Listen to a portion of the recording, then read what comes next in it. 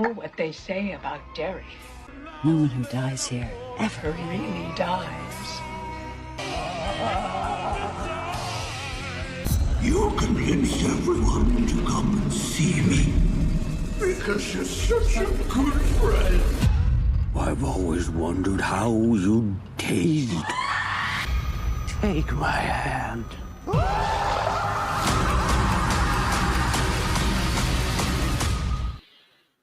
And welcome all to the Welcome to Derry, episode 5 after show. And I must say, this was by far the best episode of the season. I think a lot of us anticipated this to be the best episode of the season because, of course, Bill Skarsgård finally made his on-screen appearance as Pennywise the Dancing Clown.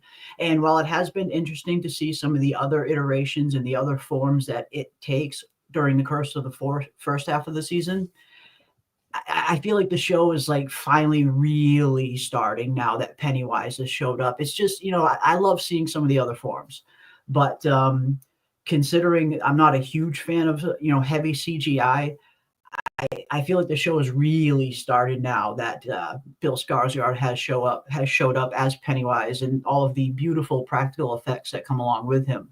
But this was such a strong episode, not just because it was Pennywise's first appearance. I mean, that was great in and of itself, but this was structurally the best episode we've had yet in terms of plot, in terms of having a clear goal, start, beginning, middle, end. Like, this was structurally the best episode I've seen of the season, and it just so happened to be Bill Skarsgård's first episode of the season as well.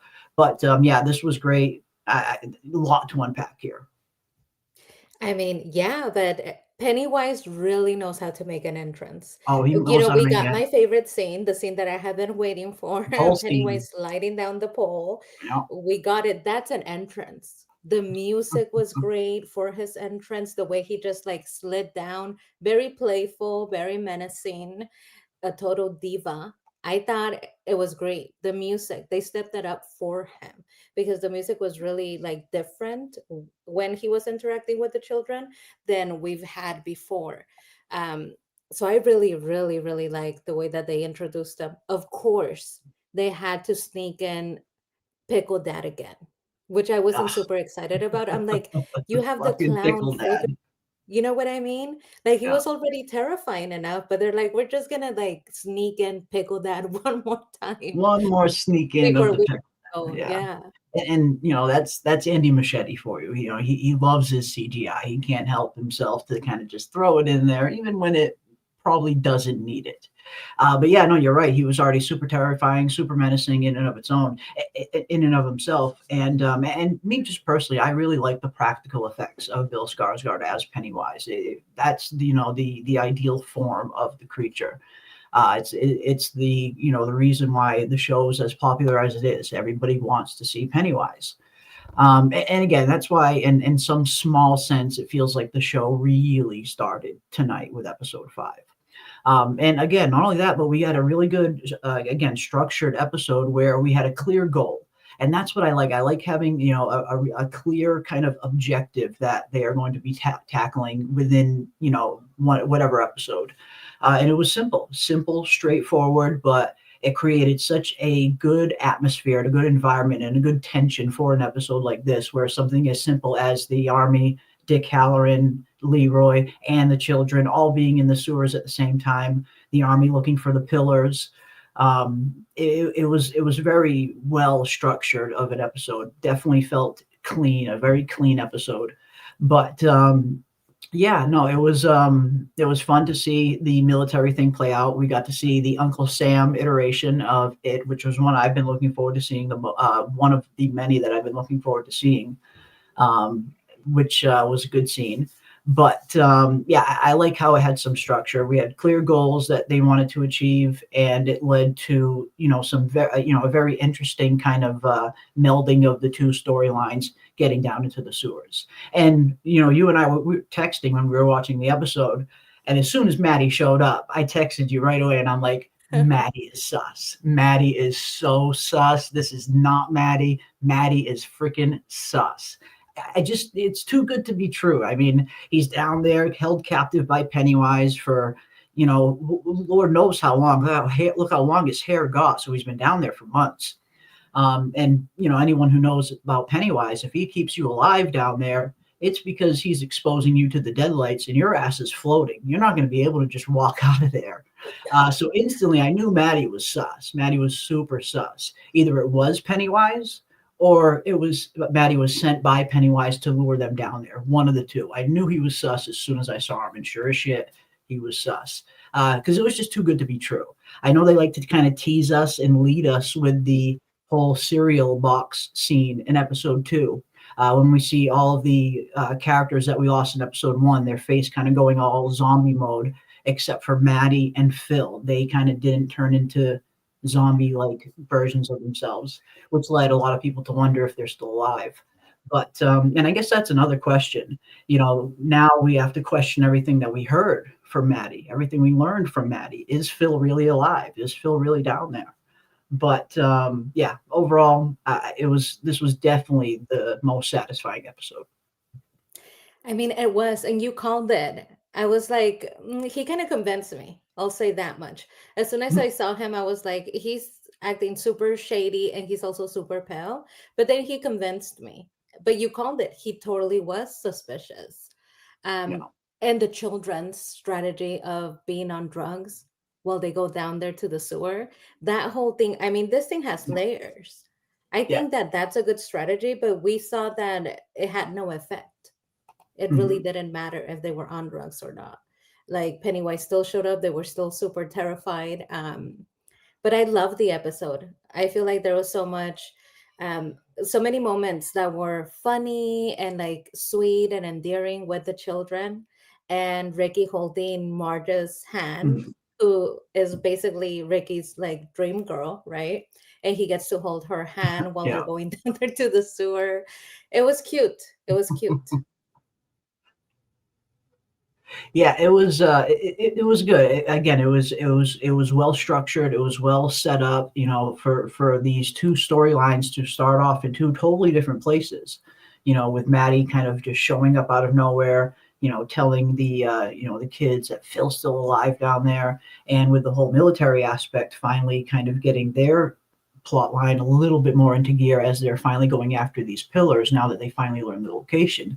You just knew that it was heading for that kind of perfect storm for with all of these characters being down there in those sewers. You knew it. And it lived up to the hype. And culminating in one of the more tragic scenes I think we've seen in the season thus far, when Leroy accidentally shoots his partner, his fellow airman there. That scene sucked. I'm like, oh man, like he died to save Leroy's son, essentially. I mean, yeah, I was thinking like leave no man behind, right?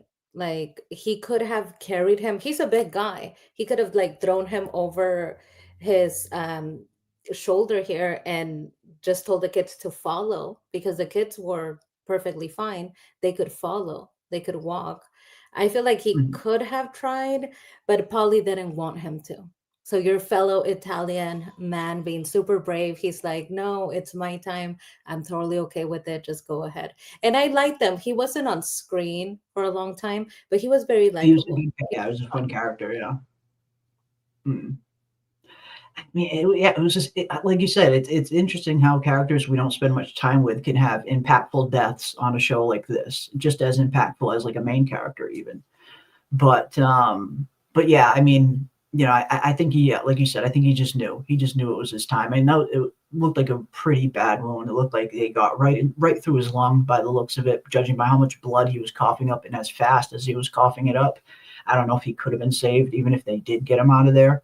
But yeah, he kind of went out like, hey, it's okay. He forgive Leroy, instantly kind of forgives him too.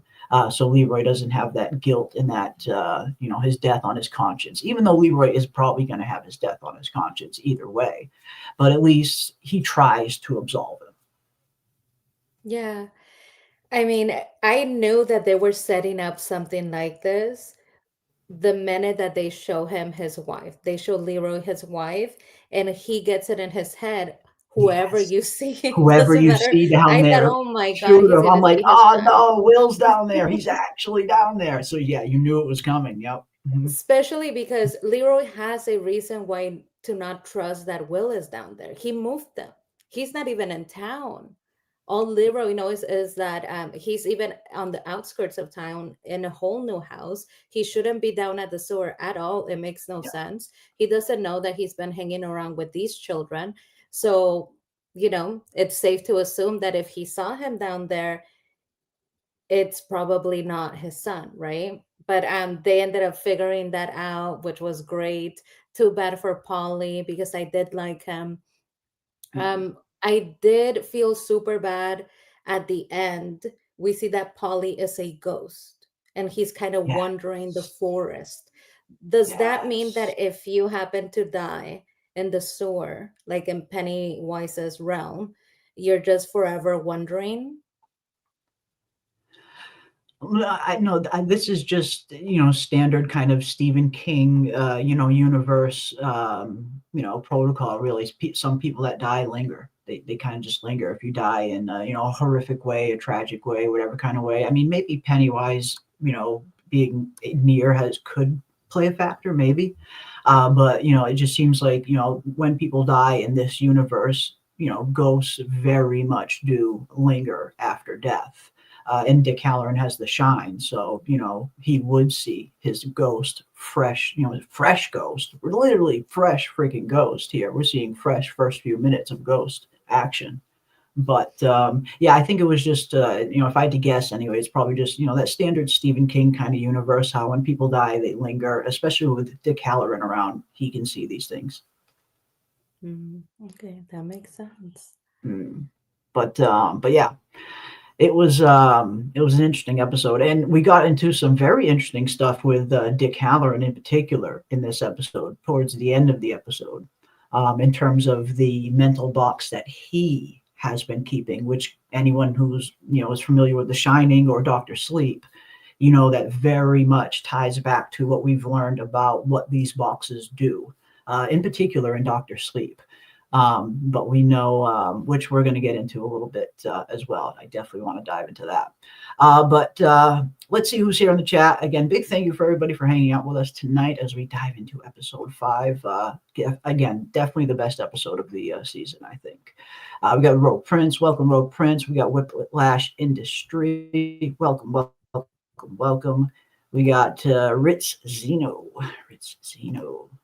Welcome, welcome, welcome, welcome, welcome. Good to see everybody. I see a Haymaker is here. I forgive Marge. Yeah, and I wonder if where Marge is going to be standing in the with the fandom, at least. When Marge, when she first had her accident, her run-in with it, there were a lot of fans who were like, Marge deserved that shit. She deserved that shit for what she was about to do to Lily, for almost setting Lily up. Even though she kind of pulled it back last minute, she still went along with this plan for a while to set her best friend up in a humiliating way. So yeah, I don't know. I'm not ready. I told Haymaker, I'm not ready to make nice with Marge, especially because Lily and Ronnie were starting to grow a friendship, a bond because of the Mhm. trauma that they're experiencing. But then Marge, all of a sudden, she decides, hey, I'm back. We're best friends. Yeah. I'm so sorry, but like we're best friends. And of course, I'm back now. It's like, the patty cakes are not going to want you with an eye patch. So are you back because you want to be, or are you back because the patty cakes are mean girls who are going to be mean about the eye patch? And Ronnie was growing a friendship with Lily. All of a Yeah. sudden, she's like, I'm back. Excuse me, Ronnie. I'm her best friend. Yeah. I don't know. I'm not ready to forgive her. Yeah. Yeah, and I think I like the dynamic of Ronnie and Lily better than I do of Lily and Marge. Yeah. But that's just me. That's just me. Yeah, Saved by the Dragon Glass. Yeah, I mean, we got straight up Dragon Glass style kind of MacGuffins running around with these little crystal shards here, and the effect that they have on Pennywise, which was very interesting as well. Very, very interesting. All right, let's see what else we got. I see Samuel in the house. Welcome, Samuel. Good to see you. I see Minerva in the building. I see Matthew Comerford. Welcome, Matthew. Good to see you as well. I see Nicole in the house. Welcome. I see Pam Jam. Good to see everybody in here. If I missed anyone, I am terribly sorry. But big thanks to everybody for hanging out. I see Golden Child down there. I see Elizabeth down there as well. Welcome, welcome, welcome. I don't think the lockbox was suppressing his memories. I think it was part of his shine, the part that sees dead people. Well, if his box is anything similar to Danny's box, it's locked inside that is Dick's worst fears. Like for Danny, it was, Danny learned this technique from Dick Halloran, actually. Dick Halloran is the one who taught Danny this technique, and we learned that Dick Halloran learned it from his grandmother. It's when Danny left the Overlook Hotel after the events of The Shining, the first original Shining film. Danny left the Overlook Hotel. The spirits of the hotel were so starved and so hungry because they shut the hotel down that they literally started reaching out for Danny, to the point where the creepy woman that he saw in the hotel bathroom started showing up at his house in his bathroom. And Dick Halloran gave him a way to kind of lock these spirits up, to lock them up in his mind so they can never get out and never harm anybody. And that's what Danny's lockbox inside his mind was. So if Dick has a similar lockbox, it's probably going to serve a similar function to lock things that Dick needs to lock up in there. And for Pennywise to open it, he essentially lets whatever was in there completely loose, which we know is also a possibility from Dr. Sleep as well. That very thing happens in Dr. Sleep, where Danny opens up his box and lets all of his spirits loose at the end of the film for a specific reason. So whatever was locked up in there, whatever Dick had locked up in there, it looks like Pennywise snapped it open and let it go. And that could be very dangerous for Dick mentally and his shine abilities. Wow, it was shiny. So the light when they opened the box was very shiny, and I was waiting to speak to you as to what it actually meant. But from somebody who doesn't have reference to it, immediately I thought, oh my God, it's the shine. It's his like ability His along with shine. whatever he's afraid of. Yeah. Because what we know about Pennywise is that he needs access to your deepest fears. But if he has the shine, he somewhat has an ability to keep him out of going into his mind too much, right? Unlocking the box could mean that he has power over him. He's Oh going to yeah. find that He can one use thing all of that's his going to worst terrify fears. him. Yeah. Exactly. He can use all of this stuff against him now mentally, and that's going to be tough for Dick. Yeah, that's what I was thinking. Also with Leroy, he seem afraid to you? I mean, some people in the chat A were little bit. saying A they little bit. noticed that, and I noticed that too. A For little bit. somebody who's not supposed to experience fear, he seemed really afraid. Hmm. And you and I have talked a little bit about this, over these last few weeks, especially with, sometimes they've thrown some things in some of the Welcome to Derry trailers that were a little spoilery, things that in hindsight, now that I'm watching the show, I wish maybe I hadn't seen in the trailer, because this was one of them. In this episode, we see a shot from the trailer of Leroy's wife down in the sewer, laying in the water with a bullet, wound through her forehead, until she kind of turns and smiles like Pennywise and disappears. Like we saw that scene right in the trailer. So we knew, even though they're portraying Leroy to be this, this man that is incapable of feeling fear, we saw that tonight that's very much not the case, which we kind of knew was coming. Um, even if this part of his brain has been damaged, he still has a family. He still has a fear of losing his family. And if he didn't have those fears, Pennywise never would have been able to go into his head and pull those fears out in the first place. And he did look he definitely looked very concerned, a little scared even, you might say, one could argue at least. But yeah, I think even for a man without fear, there's always something in there that Pennywise can latch onto and use against you, even for someone like Leroy.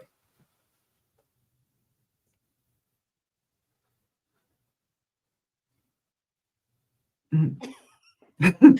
I'm like, yeah, that makes sense.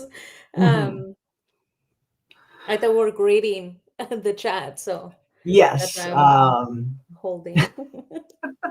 Yes. But welcome everybody. We got Elizabeth still in here. Samuel, who's in the box? That my initial thought was wondering who was in the box as well. Like that's how I first thought of it because I know Samuel, you're familiar with The Shining and all of that too. So I had that same thought, not what was in the box, but who was in the box. Like what kind of spirit was locked up in this box. Just from what we know, how Danny used his box in a very similar way to lock up evil spirits. Is there a potential possibility that Pennywise unleashed something, maybe similar to how when Danny unleashes all of his evil spirits on the Overlook Hotel at the end of Doctor Sleep? So yeah, that was kind of my initial thought. Like, okay, what the heck did Pennywise just let loose? Maddie looked like a zombie. Yeah, Maddie did not look right. I mean, I just right away you can just tell, right? He just did not look right. He did not look normal. They tried to kind of make him weathered and aged with the long hair and the pale skin, like he's been underground for so long. But you just knew, right? Again, you just knew it was not really Maddie, and maybe that's just because I know we understand how Pennywise operates, and anyone that he keeps alive, he exposes to the deadlights, and their asses will literally be floating down there. So Maddie, even if he was spared, he wouldn't have been able to escape. He would have been floating like the rest of them. So you just knew right away Maddie was super sus. It was not really Maddie. It let something nasty free. I think it was a power like that party trick isn't good enough to work on me. Yeah, I mean, and this is the thing about Pennywise, or it. He's an incredibly powerful psychic as well, way more powerful than Dick Halloran will ever be. So if anyone can kind of get into Dick's head and get to that box, hell yeah, it's Pennywise. And I think, halfway through that scene of Dick Halloran having that kind of flashback there to his grandmother and his grandfather, I think you knew kind of like, very, a minute or two into the scene, you kind of had a feeling, okay, this is not really a memory of his grandfather. This is Pennywise right here preying on one of Dick's, biggest fears, which is his grandfather. But you just knew it was Pennywise doing this, very fairly kind of early on into the scene. But yeah, this was one of the more interesting ones. This whole boxing. I didn't think they would be going this deep with Dick Halloran's character. I guess. I was glad that they included him on It Welcome to Derry, especially considering he has a precedent for being there, considering this season is leading up to the whole black spot incident. So it makes sense for Dick Halloran to be in the show, but they really are making him a huge part of the show. Like he's a main character at this point. And yeah, I guess I just wasn't expecting them to go this deep into the psyche of Dick Halloran to the point where they would start messing with his box. But I love it. I'm glad they did. Thought this was a great choice. Yeah, I do really like him as a character. He's very interesting because he has that ability, but he's also very lighthearted as a character. So he doesn't seem to be like somebody who has the shining and is burdened by it. Yeah. It's distraught by it. It seems like he knows that he has this ability. He utilizes it when he's told to utilize it, and then he kind of tries to move on. He doesn't, dive or dwell on it. He tries to be happy. He's a very happy character.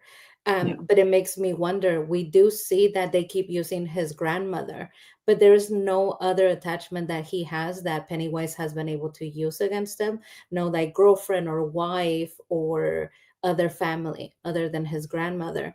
So it Yeah. makes me wonder. I want to know more about him. Does being so close to malevolent entities and being able to see things that he shouldn't, does that keep him from creating relationships? Because then they could be used against you, right? Mhm. And Yeah. what does he fear when he's seen it all? What do you fear when you basically see dead people all the time?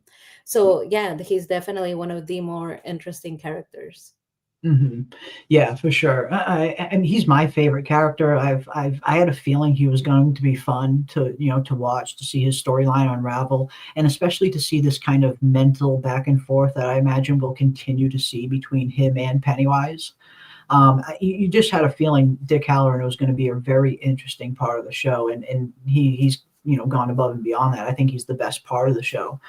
But yeah, this was a fun one. And again, them going so deep into his psyche to, have Pennywise uncover his box, all of the things that he locks in there, everything that he doesn't want to see, everything that he doesn't want loose.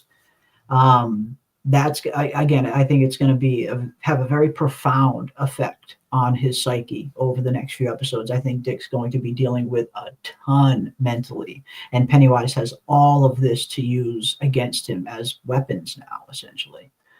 So yeah, we're about to find out what Dick Halloran truly fears, because that's what was in that box. That's what was in that box.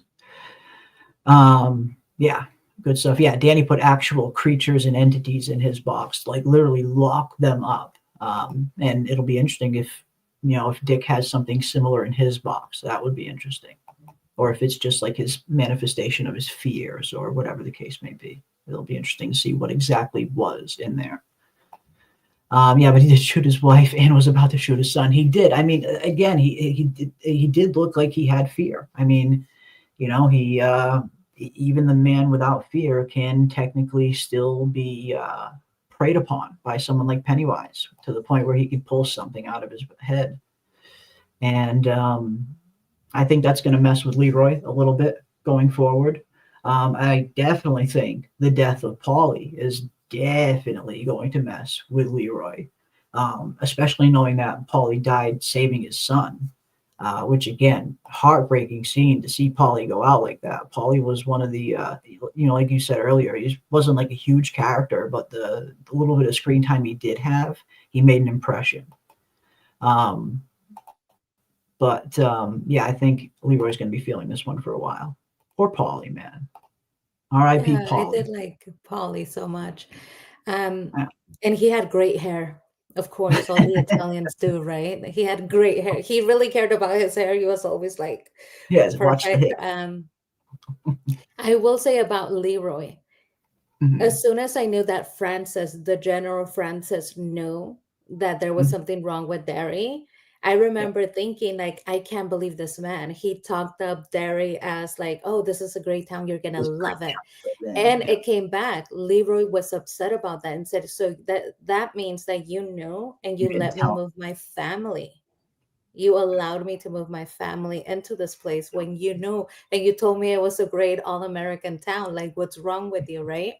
But through that interaction, we get to see more about General Francis. him. Mhm.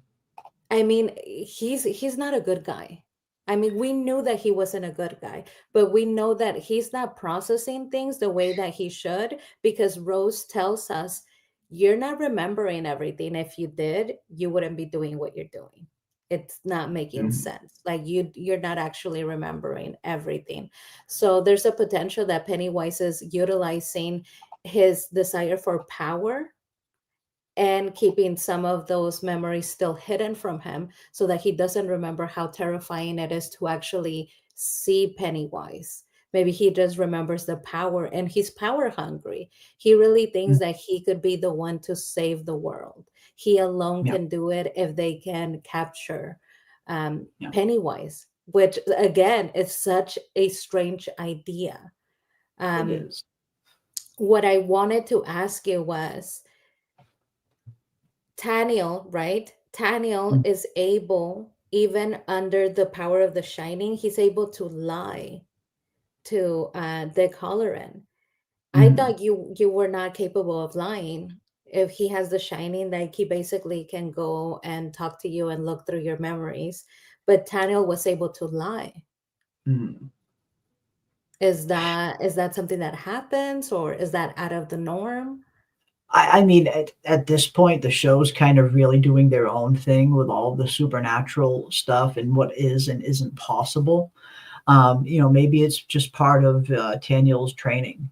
He's been training his whole life. He's part of a 400-year-old, secret kind of creed that is guarding the prison of Pennywise. And when Rose first finds out that they got information from him, her first response was like, Daniel would never talk. Like, she was so confident that he would never talk, that he was like, he was built to stand up to this kind of pressure. So maybe it was just his training. Maybe he was able to hold on to something deep down that Dick wasn't able to grab. That makes sense. That makes sense. I really also did like that part that we got to see a little bit more about the community of the Native American people that have been passing down not just information, but you get a job. We saw that while he was talking about the what comes along before the 27 years of peace. There's a chapter where people become even more aggressive and more More violent. violent. Yeah. I really did like that we got an insight into the community, that they know the cycle very well and that they know what's coming.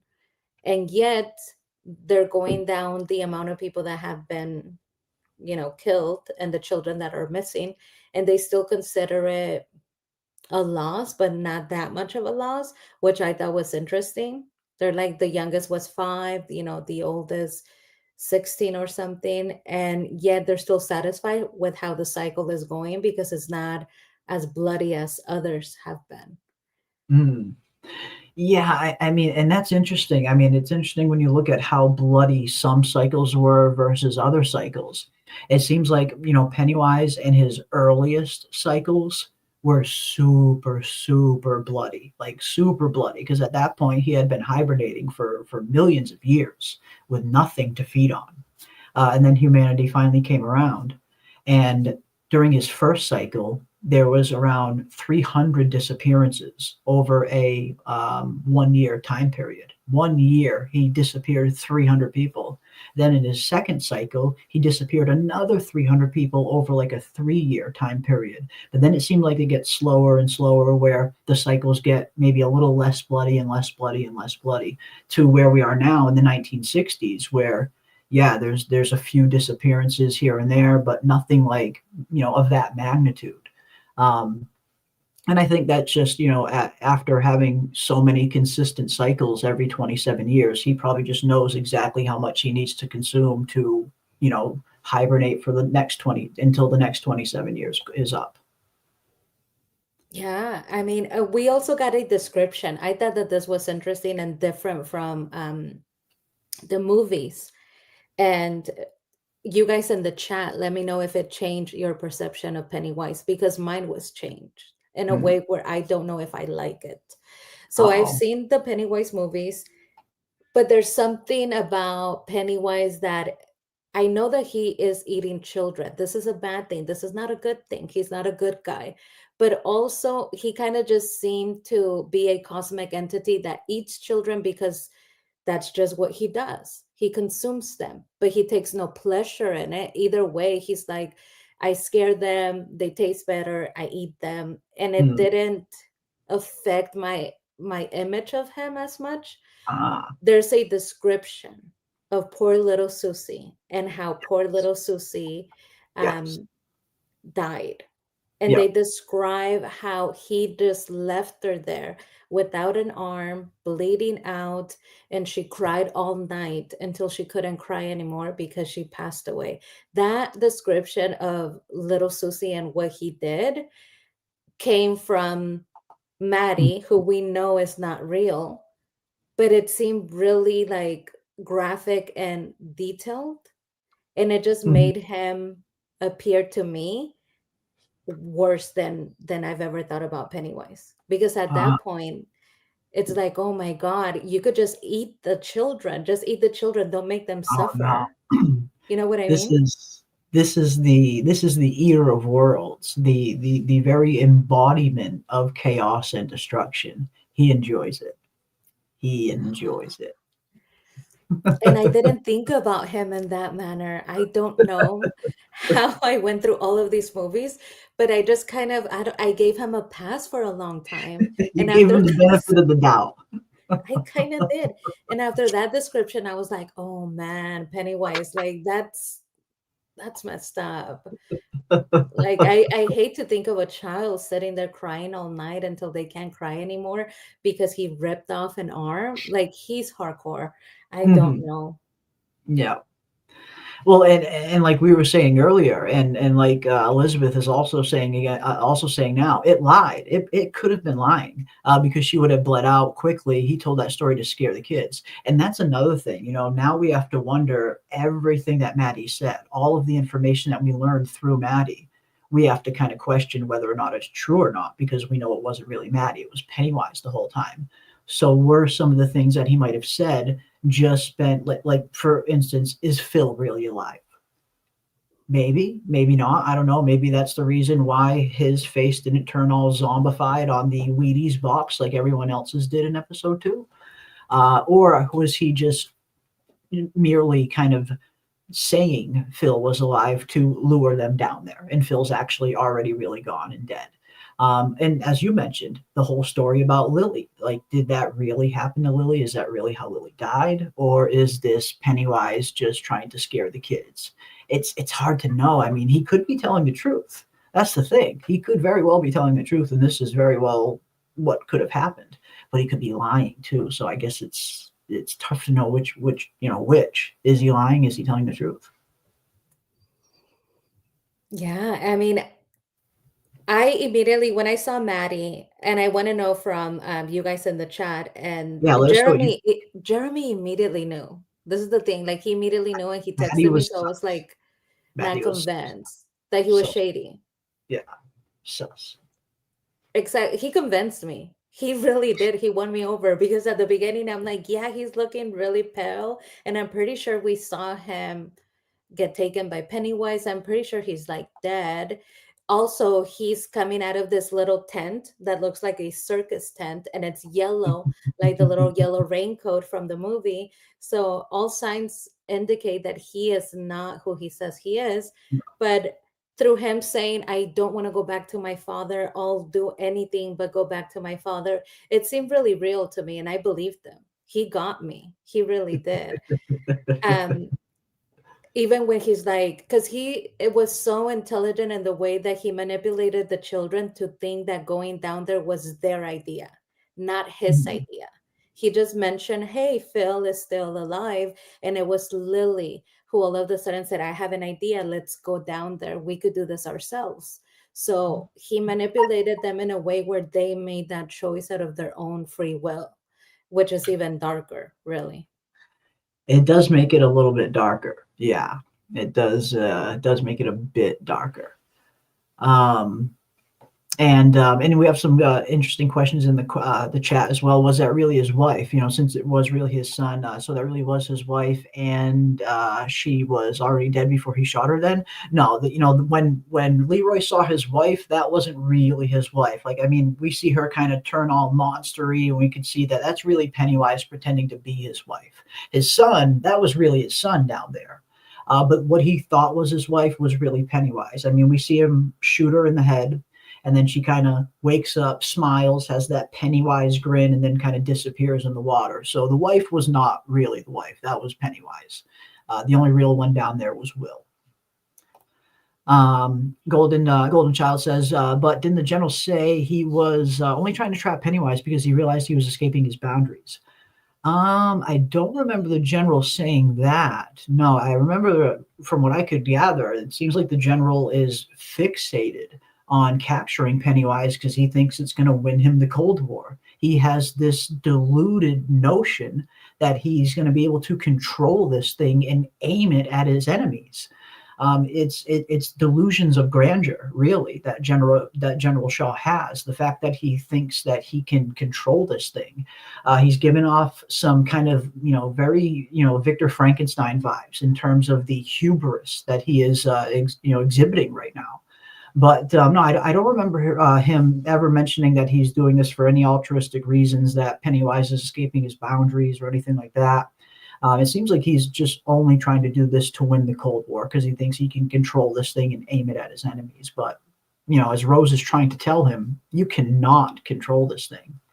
But this is what delusions of grandeur give you. They make you deluded. Yeah. And, he's not to be trusted. He just simply is not to be trusted because he has been telling different people, different factions at different times, a changing story.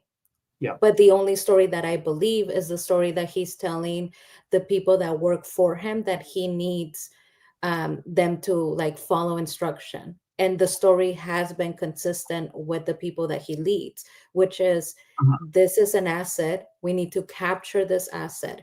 He also vividly describes saying, imagine in the war, instead of losing all of the men that we lost, we could just, and it's funny because he called it an it, and it is it. Yeah. He said we could just have it take care of it.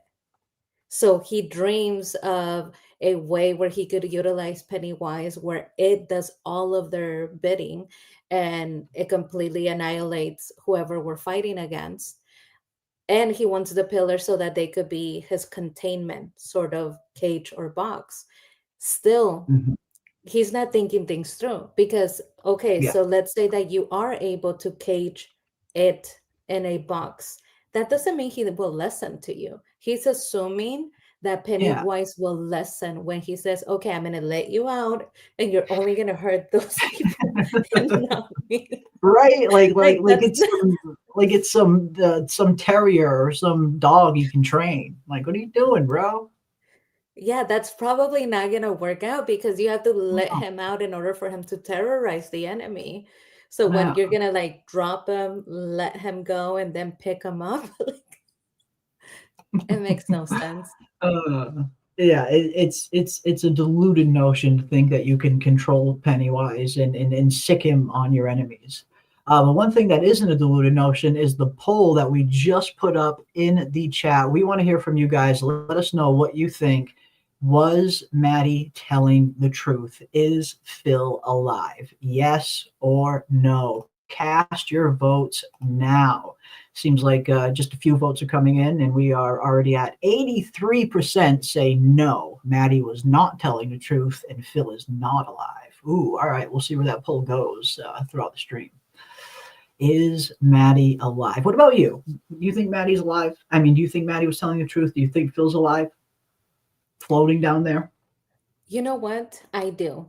I really do think that Phil is alive because when we follow the trail of where we last saw Phil or when we have seen him, he wasn't decomposed in the cereal box, but also I don't believe that he was part of the ghost that chased them through the cemetery. Mm-hmm. He does like to do that. We know that he has a history of consuming some of the children and others just being exposed and floating. It's a big part of the story. Somebody has to float. So if it Yeah. has to be somebody, then yeah, at least one of our characters has to end up floating so that we could utilize that trope that he has. And I think Mm-hmm. it would be Phil. It would be fitting. At some point in the story, it has to come in, right? That Mhm. he doesn't just eat everybody. Somebody's going to end up floating. Yeah. Phil would be the perfect person. So I do Mm-hmm. think that he's down there. I think with Pennywise, he might tell some truth amongst all of the things that he uses to manipulate people. There might be some hidden truths because when he scares you, he doesn't lie. He uses what you're afraid of. So these are things that have actually happened to you. Yeah. Mm-hmm. So he's not an outright liar. I do No. tend to believe him. And that's the thing with Pennywise. It's hard to tell. It's hard to tell if he's telling the truth. It's hard to tell if he's lying. And yeah, it's not Maddie. That was it. It was it disguised as Maddie, and that's why we need to question everything. I mean, if this was the real Maddie, I mean, we wouldn't really need to question whether he was telling the truth or not. It's the real Maddie at that point. But since this wasn't the real Maddie, that's the question. Was it telling the truth? Was Maddie telling the truth here? Or it disguised as Maddie? Was he telling the truth? Is Phil really alive?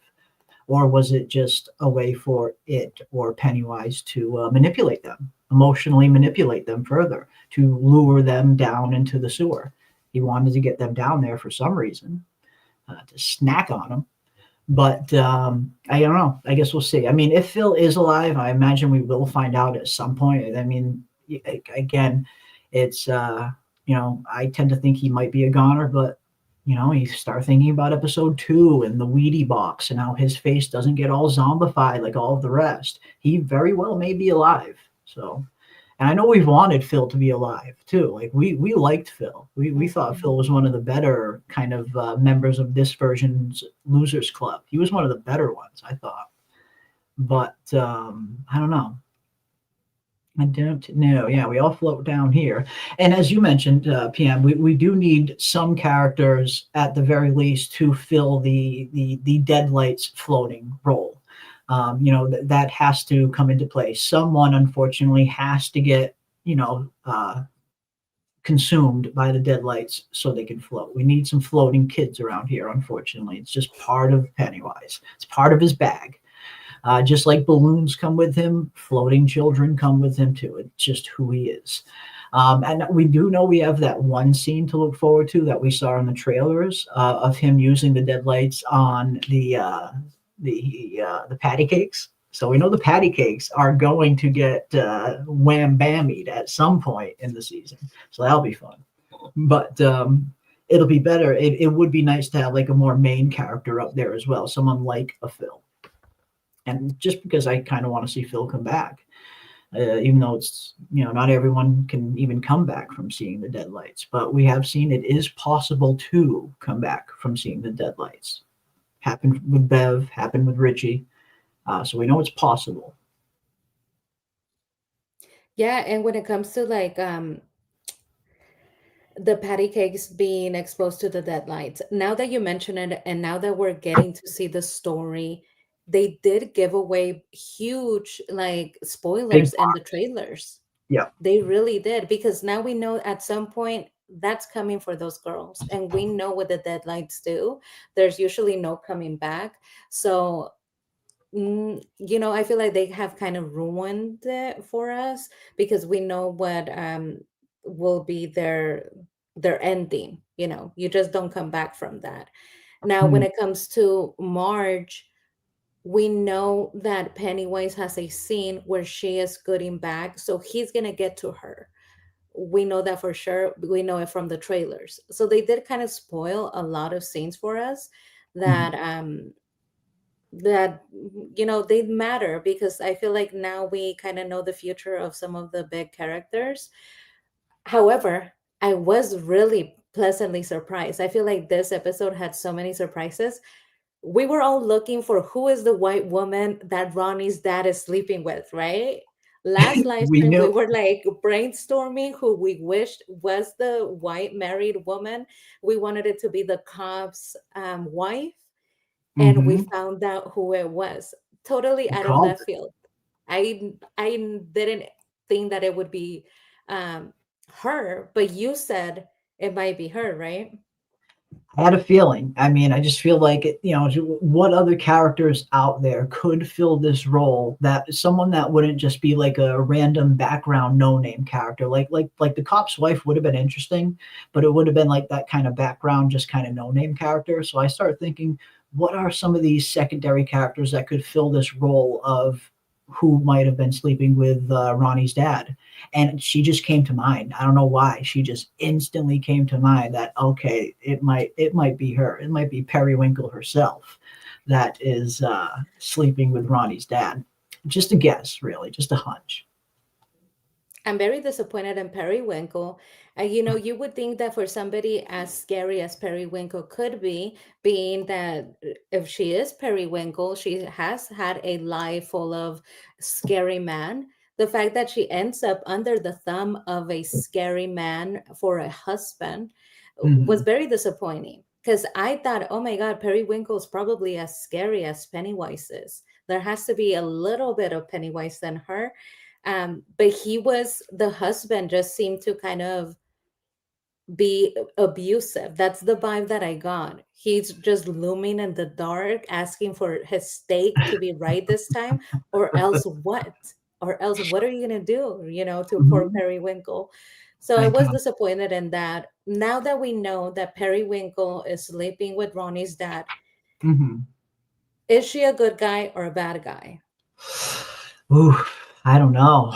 I don't know. I mean, that's going to be a very, and we also got another interesting question answered that we were wondering earlier too, which another kind of theory that we were actually ended up being right. That well, I still think that she is the daughter of Bob Gray, but then we also needed to ask the question as to how does she ever become a member of the Kirsch family, because we know that she becomes at some point the Kirsch family becomes another alias of its. And we saw in this episode that she did indeed marry into the Kirsch family. So that kind of just ties that little knot together, just from the movies to this. So I was really glad that they answered that. Something super simple as showing her kind of deadbeat husband and just mentioning his name real fast just gives that continuity kind of connection that you look for when looking for good continuity. So I was really glad to hear that. But in terms of, is she going to be a protagonist or an antagonist kind of character? I don't know. I feel like I get super dark vibes from her sometimes. Super dark vibes from her. And again, the trailers kind of give a little too much away, but that one trailer shot of her talking to Lily up in the attic, and I was really hoping we were going to get that scene in this episode, but it looks like that's going to be coming next week, where Lily's up in the attic and she starts seeing all of the Periwinkle memorabilia and the pictures of Pennywise and all of this, and photos of Bob Gray and his daughter and all of that.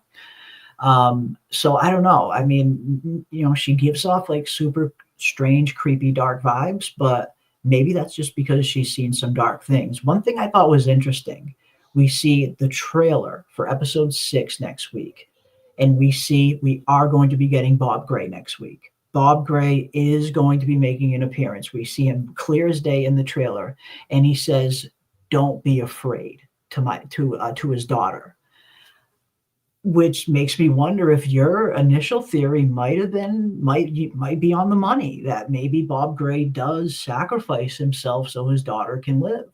The way, again, when we see this episode 6 trailer, and I'll play just like the first minute of it, not the first minute, but I'll play like the first second of it so you can see what I'm talking about. You get the sense that Bob Gray is, he's like trying to calm his daughter down, telling her like everything will be okay. Like, here we go. Here it is. Yeah, because some of us don't get the preview for the next episode, depending on how you're watching. I know a lot of Yeah. us don't see that until you make your video showing us like what's coming up.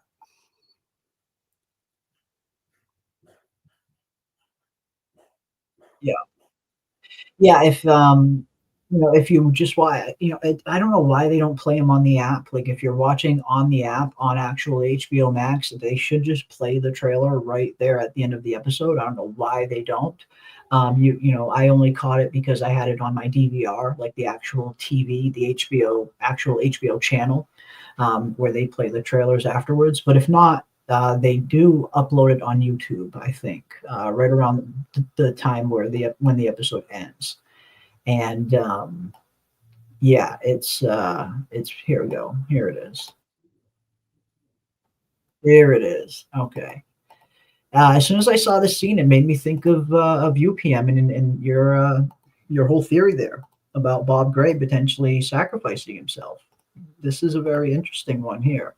And this definitely looks like this is human Bob Gray. This doesn't look like this is Pennywise disguised as Bob Gray. This very much looks like this is still human Bob Gray before he gets killed and consumed by Pennywise, by it. But yeah, check this out. Don't be scared. Hmm. It gives me those vibes that he's about to maybe sacrifice himself or something. Like he's Oh talking my to his daughter God. there, telling her, "Don't be scared. Don't be Like scared." he's hidden her away. He hid her Yes, away and he's exactly. saying, He's don't on be the scared. And he's about to go sacrifice himself. Thank God, because He's we hiding know her that from we saw the Pennywise. actress for Hiding her from it. Periwinkle. Yeah. So we're going to Mhm. see her childhood because they have an actress that's going to play Periwinkle when she was little.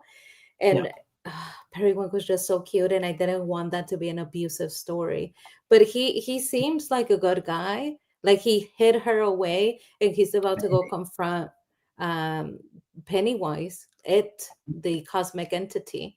And maybe that's why he like takes his form as a form of punishment. And that's why she's spared. So I mean, yeah, I'm still going to go with he's a good guy. He was a good father. He sacrificed himself, and Periwinkle is also good. I'm Mm, hoping that she is not evil, although you could argue that her getting Ronnie's dad to have an affair with her, that could be part of what indicates that she's an antagonist, that she is also somehow influenced by Pennywise, because she knew that doing that would put him in danger and mhm. could cost him his life. Yeah, could be part of the whole plan of whatever's going on. Yeah, this is going to be interesting. I've really been looking forward to finally seeing some more of the Bob Gray storyline and what they're planning on doing with that, because there's so much we don't know about Bob Gray. Like even in the book, like you get a little bit, but there's so much about Bob Gray that we just don't know, that Stephen King just never went super deep into. So it'll be interesting to see Andy's interpretation of the character and where he is going to, how deep he's going to take the character, as it is kind of his version at this point, not Stephen King's. But yeah, it's going to be interesting. It's going to be interesting. Looking forward to seeing Bob Gray in next week's episode. And I'll have my episode 6 trailer breakdown up probably in a few days. But yeah, again, this was definitely the strongest episode so far. I very much enjoyed this episode the most. Let me check on the poll though, real quick. Let's see where this poll is at. Of course, we have a poll going up right now. We want you guys to vote. We want to hear from you. Was Maddie telling the truth? Now that we know that Maddie wasn't really Maddie, now that we know that Maddie was really it, was he telling the truth? Is Phil still alive? Ooh, it's getting a lot closer now. Now we are a lot closer. It looks like we are at 47% say no, Phil isn't alive. 53% say, 47% say yes, Phil is alive. 53% say no, Phil isn't alive. So the no's still have it, but not by much. Yes is catching up. Yes is catching up fast. Is Phil really alive? Is the question for tonight.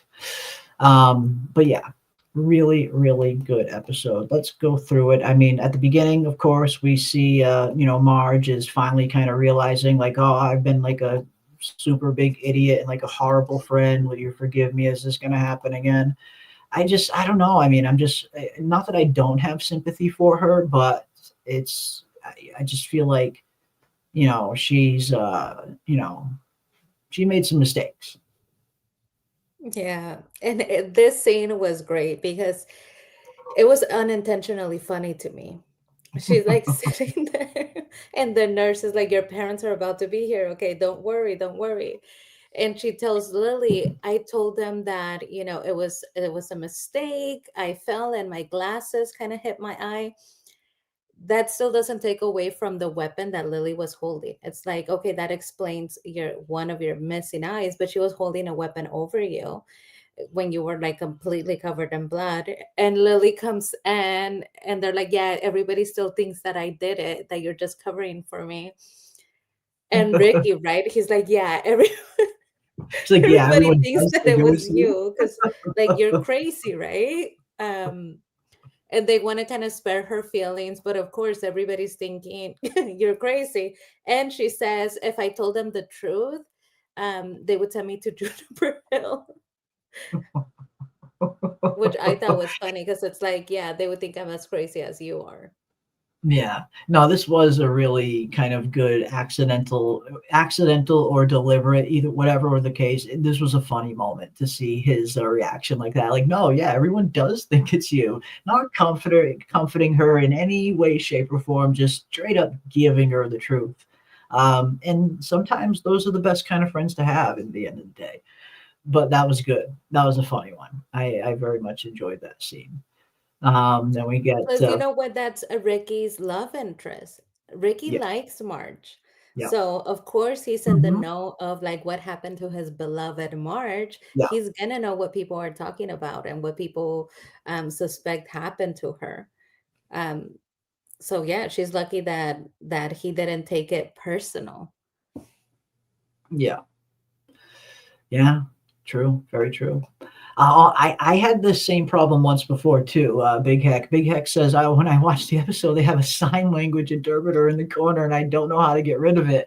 That was happening to me for a few episodes as well. Like I was watching it, just going straight to HBO Max, straight to the newest episode, turning it on, and here's this fucking little mini dude in the corner just sign languaging the whole thing, sound effects, all of it, and it was so annoying. It's the reason why I don't watch it on HBO Max anymore. It's the reason why I watch it on the HBO channel now, right directly from my DVR, because I couldn't figure out how to get that fucker off my screen either. So It's I'm your with guys' fault. Let me tell you, it's your guys' fault. It's happened to me too. It was my fault. So this is what you're doing wrong. When you go to HBO, they will post the episode twice. It has the same thumbnail. That way it's hard to tell. But there's a little red sign right below Welcome to Derry that says ALS, which is the interpreting.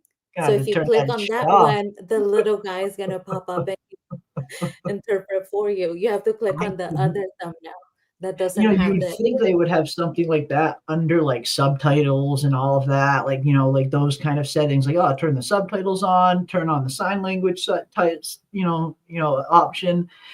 That's a very weird thing to just turn on automatically. That's something you should have to manually turn on. But now that I know, thank you. I appreciate that. We learned yeah, something new. ASL. I knew it was something ASL. So it'll be a tiny red thing, but it's the same thumbnail and they posted the episode twice. So you just need to click on the one that doesn't have the tiniest little indication that that's what it is. It's so small, everybody makes the mistake. Yeah, I didn't see it. I didn't see it. I'll straight up admit it. I don't mind. I'll admit that shit. Yeah, it was annoying. It was annoying as hell. Again, it's why I watch it on the DVR now. And not just that, but watching it on the DVR, I get a chance to see the trailer for next week, which they don't play on HBO Max. So that's another reason why I watch it on the DVR. The DVR is just more convenient. But now I know for future reference that yeah, definitely not something HBO Max should just be automatically putting on. But hey, whatever. Whatever. Has anyone ever noticed that people's hair is either dramatically parted on one side or the other, and the kids tend to be the same exact, except Clara's dad?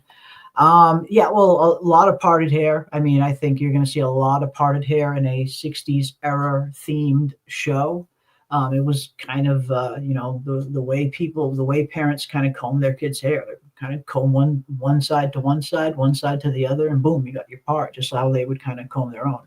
So I think it makes sense that we see a lot of parts in people's hair. I like it though. I like the theory. I do think it's the fashion, it's the style. Hmm. Periwinkle style, I do like. She has the severe like side part and she wears the headband. She is so beautiful, that woman. Like Mhm. she's, older and she's playing this character, but she is so beautiful, Periwinkle. Madeline Stowe. I like her style. Yeah. Yeah, yeah. I mean, she looks great for her age. Absolutely, she really does. And yeah, it's going to be interesting to dive into her backstory a little bit more, and how much does she know about Pennywise? Not Pennywise the dancing clown that her father Bob Gray probably played, but the new Pennywise, it. How much does she really know about this thing? Because I get the feeling she has to know something. I feel like she definitely has some kind of knowledge. There's a reason why, it chooses to use that family line as an alias later on. So yeah, I'm, Mhm. I'm looking forward to diving into Ingrid's story a little bit more. That should be fun. That should be fun.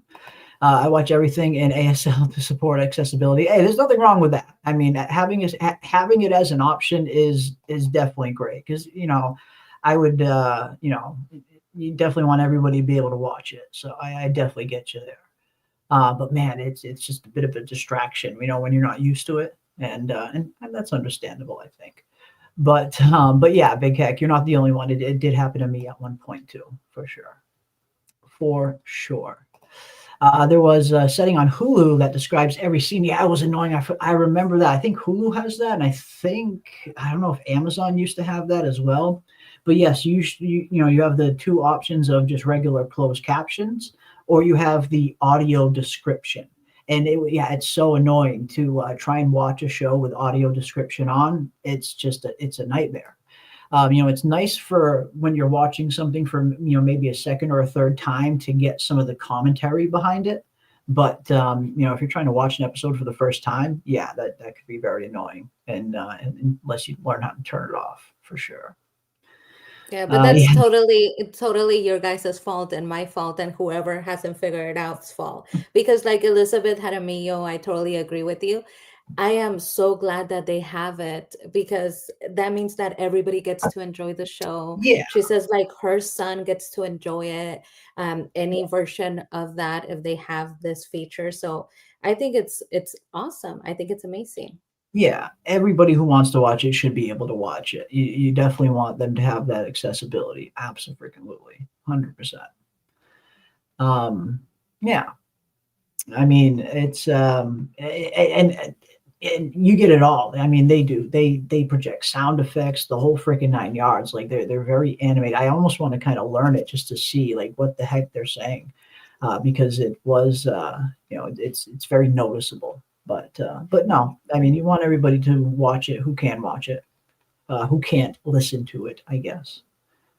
You know, you can get the Snoop Dogg to narrate information on the internet if you on Speechify. Jesus, really? Fuck me. That's crazy. Yeah, technology, guys. It's come a long way. It's come a very long way. Yeah, she definitely has some insight into Pennywise. Remember, she tells Lily not to go into the sewers, and she also has that same line that Pennywise himself uses later on in It Chapter 2 when he's talking to Bev. When he says, when they both say, no one who dies here ever really dies. You can say about Derry, no one who dies here ever really dies. So yeah, I would be wildly shocked if she doesn't have at least some kind of knowledge as to what it really is, that what this thing really is. She must know. Yeah. And I like that you bring up the fact that she told Lily, don't go into the sewer. I Yeah, think that's another point on the board for her being her a good knowing. character, Yes. her Yeah. being good. Because otherwise she could have said, like, oh, go on to the sewer. You could save him. Don't go to the cops, right? But she said, absolutely not. Do not go into the sewer. And I understand you. She has been very kind to Lily, hasn't stirred her in the wrong direction yet. So I think that's another point on the board that Periwinkle is a good character. I feel so bad for Ronnie though, because I mean it should not be funny, but poor little Ronnie is like telling just about everybody, okay, you could go to the cops and like tell them it wasn't my dad. She says that to everybody, and Oh they're like, no, the no, poor we're gonna go thing. to the sewer. It's like, oh, Poor like you thing. guys, how many times are we gonna do this? She said it to everybody. She's like, so it's Marge gonna go to the cops and say that she saw something? You know what I mean? And she's Yeah. like, no, we're gonna go to the sewers and we're gonna do drugs. Like Yeah, we're gonna take some drugs. poor Ronnie, she's really burdened by this, and they're Yeah. not. I don't feel like they take her as seriously as they should. Hmm. Okay. Interesting. Interesting. I mean, yeah, I mean, I feel like she's just doing anything she can, anything and everything she can possibly try that might in some small way help her father. I mean, and I get it. I mean, if I was in a similar situation, I imagine I would probably try to think of every last little thing too, no matter how outlandish, no matter how small the chance that it would work, you got to try, right? And yeah, I feel you do. You feel bad for her. You see this kid just doing everything she possibly can to try and save, practically the only family she has other than her what seems to be pretty mean grandmother.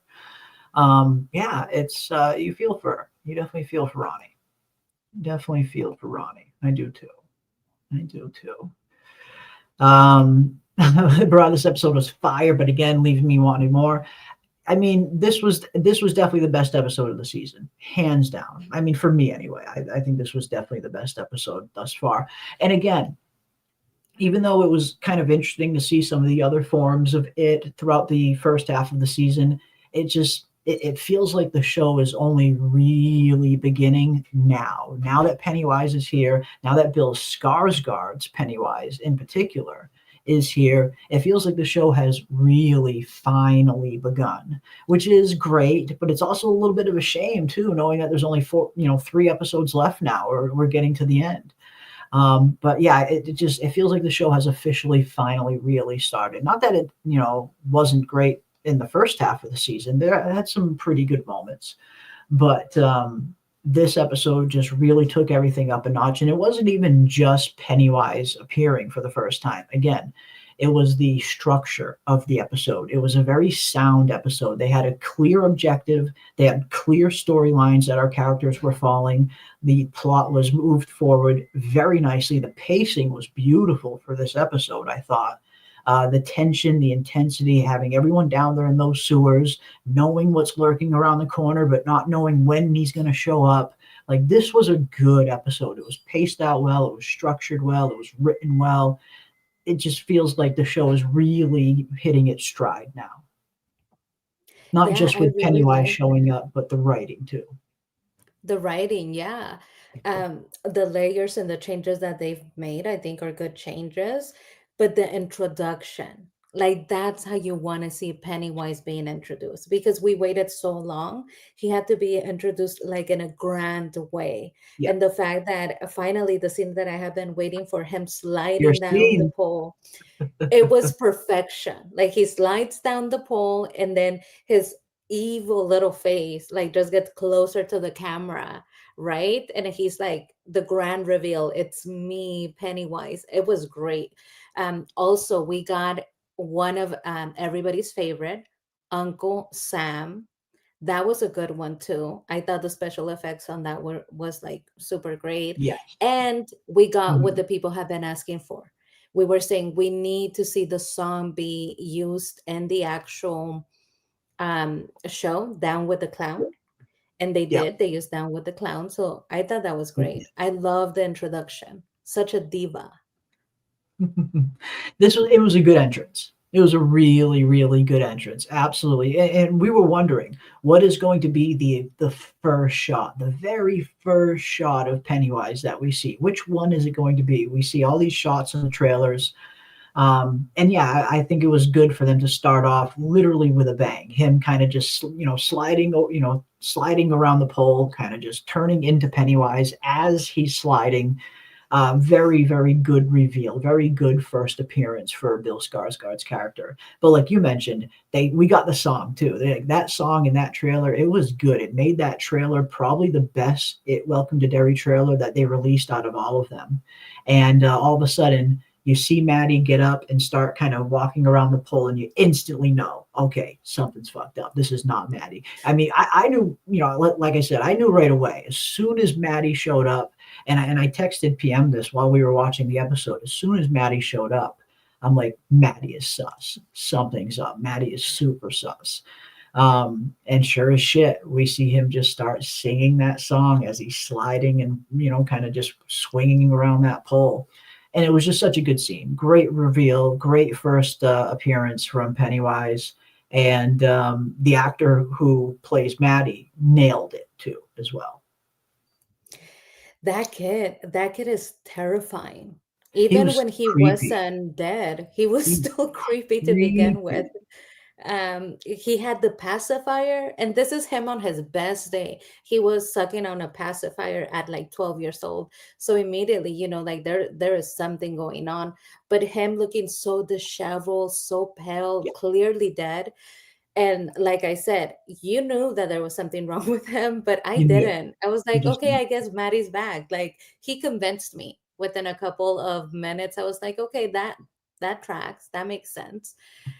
How he would have ran away from Pennywise, though, the way that he explained it, saying, oh, he does sleep. So he was telling us that Even though Pennywise sleeps for 27 years, he also, while he's eating and hunting, also sleeps. That Mhm. didn't quite make sense to me. Yeah. Why would you need to? If you have been sleeping for 27 years, you Mhm. probably just stay awake the entire time. So that's the only thing that gave him away. The way that he escaped them was not realistic, but I loved it. I loved it. As soon as I saw him also like in the pool, I was like, this is where the scene comes in. My scene. Yeah. Yeah, and it was an interesting transformation, the way they had him transforming from Maddie into Pennywise. It starts literally in the back of his head. Like the back of his head just opens up and you start seeing, the patented Pennywise teeth show up. And he just slowly kind of turns into Pennywise as he's sliding around this pole. Yeah, it was a very interesting way to turn Maddie into Pennywise. And that's one thing that I think Andy Muschietti has always been kind of pretty clever at, even going back to the It movies, using it or Pennywise's shape-shifting abilities in very clever ways. There's one scene that always sticks out with me, and anyone who, I'm sure people will remember it, from It Chapter 1, the first It film that came out. One of the first appearances that we get of Pennywise finally on screen, when what's his name, when Richie has his arm broken and he's kind of not Richie, the other one there has his arm broken. They're inside the well house, the same house that we see in this episode, and we see Pennywise come out of the freaking refrigerator, and he's all like twisted and contorted, and he's like twisting all of his body parts around to like kind of make himself right. That was one of the coolest fucking scenes I've ever seen, and just such a clever and ingenious way to utilize this shifting ability that Pennywise has. Almost like he kind of stuffed himself in this freaking refrigerator in all kind of contorted ways and had to kind of recontort himself to get out. And he shakes his head. It was such a good reveal. It was such a good entrance for a character. This had a similar vibe. Yeah, I remember that scene, and Eddie, yes. Thank you, Doc. yeah, Eddie. to Yeah. me, it looked like he was defrosting. When you put something in the freezer and then it like starts to fall apart as it's defrosting, it's like he was defrosting himself. I really liked that, and I liked how they introduced them.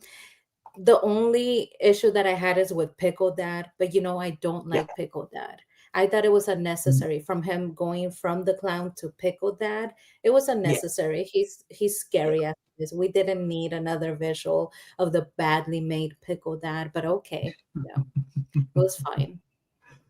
Yeah, yeah. I'm not the biggest fan of Pickle Dad either, I must say. Not the biggest fan of Pickle Dad. And yeah, I mean, you could tell, right? Andre knew. See, I wasn't the only one. You could kind of tell, right, that Batty was just something was off with him, and the pale. He was so pale. That was the first kind of indication that something was really off with Maddie. And I get maybe they were going for this pale look, like he's been in the sewers for so long. He hasn't seen the sun in months. Like I get the look they were trying to go for, but he didn't just look pale. He looked like undead practically. You could just, something was up with him. And yeah, sure as shit, it was not really Maddie. Yeah, I thought he was back, but some things didn't quite add up. And that's the thing, like as the episode goes on, you slowly start seeing some things that make you kind of think, like, okay, well, something's not quite right with this Maddie character. And again, just the fact that he was able to escape at all was just completely implausible, knowing what we know about Pennywise and what he does with his victims. Yes, he consumes most of them, but we know he does keep victims alive. But he doesn't just let them roam around in the freaking sewer. He'll expose you to the deadlights, and again, you're floating the whole time, trapped in a completely worse nightmarish hellscape in your mind. But so to see him at all kind of was just super sus. Just to see him, then you see the state he's in. It's like, yeah, he's up. He's sus. He is sus. Very good episode. 4 started out bad. Yeah, I mean, this was definitely their strongest outing. 100%. This was their strongest outing yet. I think this was their best episode. And again, not just because Pennywise showed up. It's great to finally have Pennywise. Don't get me wrong. I'm glad that we're finally getting some Bill Skarsgård action. And it looks like we're going to be getting a ton of him over these last 3 episodes, too. But yeah, again, just structure wise, with them having a very clear objective, the plot was advancing at a very good pace. This was just their best conceived episode yet from start to finish. With Pennywise's arrival, the structure of the episode, the pacing, the plot moved forward very well, and they had a clear objective that they were trying to kind of complete in terms of trying to get these pillars. Definitely their best episode by far. And you know what? I'm really glad that they immediately fixed the Maddie issue because I really liked the episode. But when I saw Maddie, I was like, no, I don't like this. Uh, People are getting away way too easily. Like Pennywise is supposed to be this horrifying creature. The fact that Lily has encountered Pennywise and she hasn't died, that in itself, you're pushing it. You're giving her a little bit too much plot armor. You're pushing it with Lily. So if Maddie was to come back, I just thought like it's not matching up to what Pennywise is supposed to be. He's something that you don't survive. So I'm Mhm. glad that they fixed that and they corrected, and it wasn't really Maddie. But then when he's about to get close to Lily, conveniently, the Yes. dagger is just Mhm. right there, right by Lily. So she really has been protected, and I'm wondering, does it all circle back to the little turtle charm that's on her That's right. bracelet? Yeah. Could it possibly be helping her out this much, because she's really lucky at this point. She has escaped them like Yeah. 3 times. I mean, it's starting to, once is an isolated incident, twice is a coincidence, 3 times or more, that's a pattern.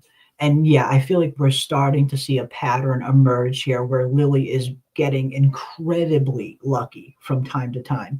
And you're right, it started right when Maddie gave her that turtle charm. From the very beginning of the season till right now, she just happens to kind of fall right where that shard is.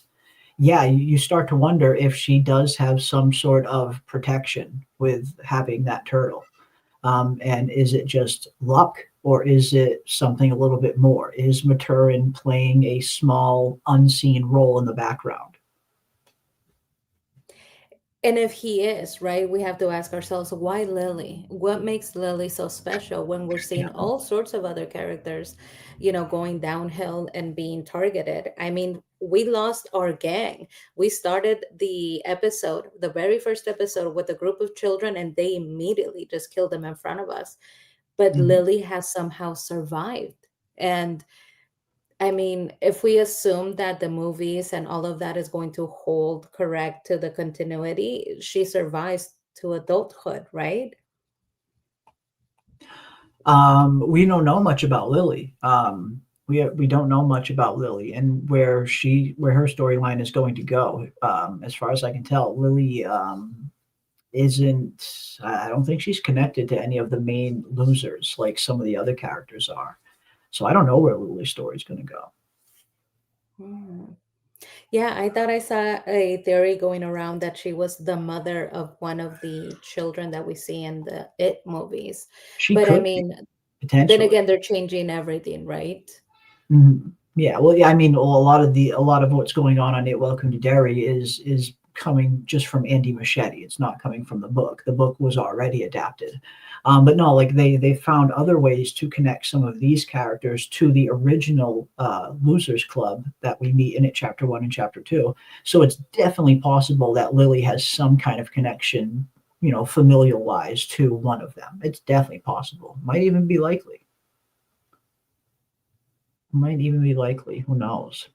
But like you said, I mean, she's getting incredibly lucky. And I love this shot too of Pennywise when he kind of turns right back into like his regular self. Like you see the look on his face, like he looks mad.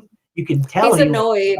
he's It's more annoyed. like, oh, He's I'm so annoyed. annoyed. Yeah, that's the look of annoyance, like this fucking annoying dagger shit. And he must be so annoyed with these daggers by now. After all of these centuries of having these daggers being the only thing that's keeping him in Derry, which again is a huge, massive departure from the lore and the source material. Like this whole dagger thing is completely show made up in terms of all these pillars of all these little shards. That's completely made up for the show. None of that's in the book. So it's going to be interesting to see where it goes. But yeah, you can tell like he's probably had it up to fucking here with these damn shards up until this point. Like just look at that look on his face when he knows he gets stopped right before he gets to Lily because of those fucking shards. He's sick of them shards, I bet. He was having fun. He was Yeah. like turning into Pickle Dad, then he was like turning into a scary crown. He sees the dagger and he's like, oh my God. Like he even stops in his transformation midway, like, oh. But he seemed like he wasn't just annoyed. He then started to kind of twitch, almost like he was experiencing some sort of pain. Even though Mhm. she wasn't doing anything with the dagger, just the Yeah. presence of the dagger Just was being near. making him kind of twist and Yeah. recoil in pain. So Mhm. I'm wondering how close can he get to the dagger? We see that when he got close, it started shining. So it has some sort of shining ability. And it's very problematic. The fact that they have introduced this idea of them looking for the pillars and messing around with the pillars, that is very problematic because it means Mhm. that potentially we have, potentially Mhm. there could be a way that he takes his show on the road. Somebody Mhm. messes with the wrong thing, they move one of the pillars. He only needs one to be moved. He does not need all of them to be moved. They're a circle. Only one needs to be moved, and he could be out, just out in the world. So I do like that because I feel like up until now, he has been confined, and there hasn't been the possibility in the books or in the movies that he could do more damage. But having the pillars be introduced as the way of caging him and that being possibly moved makes him scarier because now he could Mhm. really eat the world, the eater of worlds. Now He he could can do really more become damage. the world eater. Yeah. Yeah. Yeah. I mean, it's interesting. I mean, it's again something new, definitely something new from that the show came up with on their own. But changes to the source material don't always necessarily have to be bad. Sometimes they can be interesting. But yeah, I'm looking forward to seeing where it goes. I mean, well, and that's another question I did have. How many of the pillars need to be removed in order to kind of break the seal? Because if we remember, back at episode one or two, the military already found one. They found that one inside the turtle shell when they were They digging did. during their dig. They've already found at least one of the shards and moved it. So how many of these shards need to be moved in order for it to kind of break the seal? I guess I imagine probably not many. Probably I imagine you move three or four of them and it's probably over at that point. I mean, I feel like they need to explain that further because Yeah, if this is a circle, as they said, they remove one of those you would think pillars. moving one would do it. I Yeah, feel like, he could squeeze by. Just right. Exactly. Moving one's all he needs. yeah, like You would excuse think that. me, like just squeeze by and get Yeah. away. It doesn't really make sense, so we need more information as to that. But I do like that we got information of what's going to happen next. So next we're going to get a period of people, not just Pennywise being super aggressive and Mhm. Yeah. problematic, but the People. people in the town are going to become aggressive and problematic themselves. Yeah. Yeah, and that was another interesting little tidbit that we get that exposition from General Shaw that as we near the end of his cycle, it's almost like he amps up the psychic kind of hold he has over the town, where you start to see people get a lot more aggressive, which just so happens perfectly sets up the black spot incident to happen in probably, and I agree. I think someone said it's going to be in the last episode, Football Infinity. And yeah, I agree with you. I imagine the black spot incident's probably going to be in the final episode. Maybe it'll start in the second to last episode. I could see it potentially starting in the penultimate episode and finishing in the final episode. But yeah, that's going to be what we're all building up to in the end. And yeah, this is very much laying the groundwork for that, laying the groundwork for people becoming more agitated, people becoming more angry, and becoming more violent as a result, as Pennywise gets closer and closer to ending his cycle. But Now, now that we have the dagger, right? We know yeah, that last we saw of the dagger, Lily has it. And so you need to what stab him with the dagger. That doesn't necessarily kill him, right? Or does it? Or do we I not don't know think because it's so. like a brand I new thing?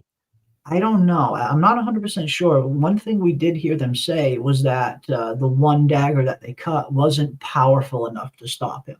Like at the very beginning, when the first chief first cuts one piece of the crash site and makes the first dagger, we do hear them say that one wasn't strong enough. That's why they needed to gather 12 to kind of lock him in place because one wasn't strong enough.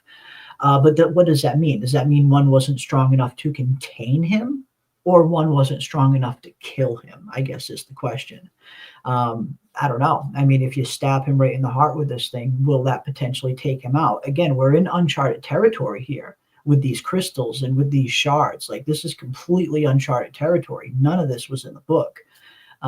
So yeah, it'll be interesting to find out if one of them does manage to get close enough to stab him with this shard. Will it kill him or will it just hurt him? I don't know. I don't know. Speaking of shard pillars, where were they at? Where were they at in the movies? Another good question. Football Infinity, exactly. Well, that's the thing. The movies. While the movies did change a few small things, they, for the most part, stayed true to the source material in terms of overall plot and the lore surrounding Pennywise. They pretty much kind of stuck to it. Yes, they did add the Native American angle into the films, which was a little bit different from how it plays out in the book, in terms of the ritual of Chud being changed. But yeah, there was no mention of any pillars or anything because this was strictly solely just a show idea. I mean, I think that's pretty clear. They had no intention of doing this when they did the movies or anything like that. I imagine they had no intention of even doing a show after they did the movies. But it seems like the shards were very much kind of just made up on the fly and introduced into the world. And now, yeah, it's kind of like, oh, they were there the whole time. But yeah, we get no mention of them before.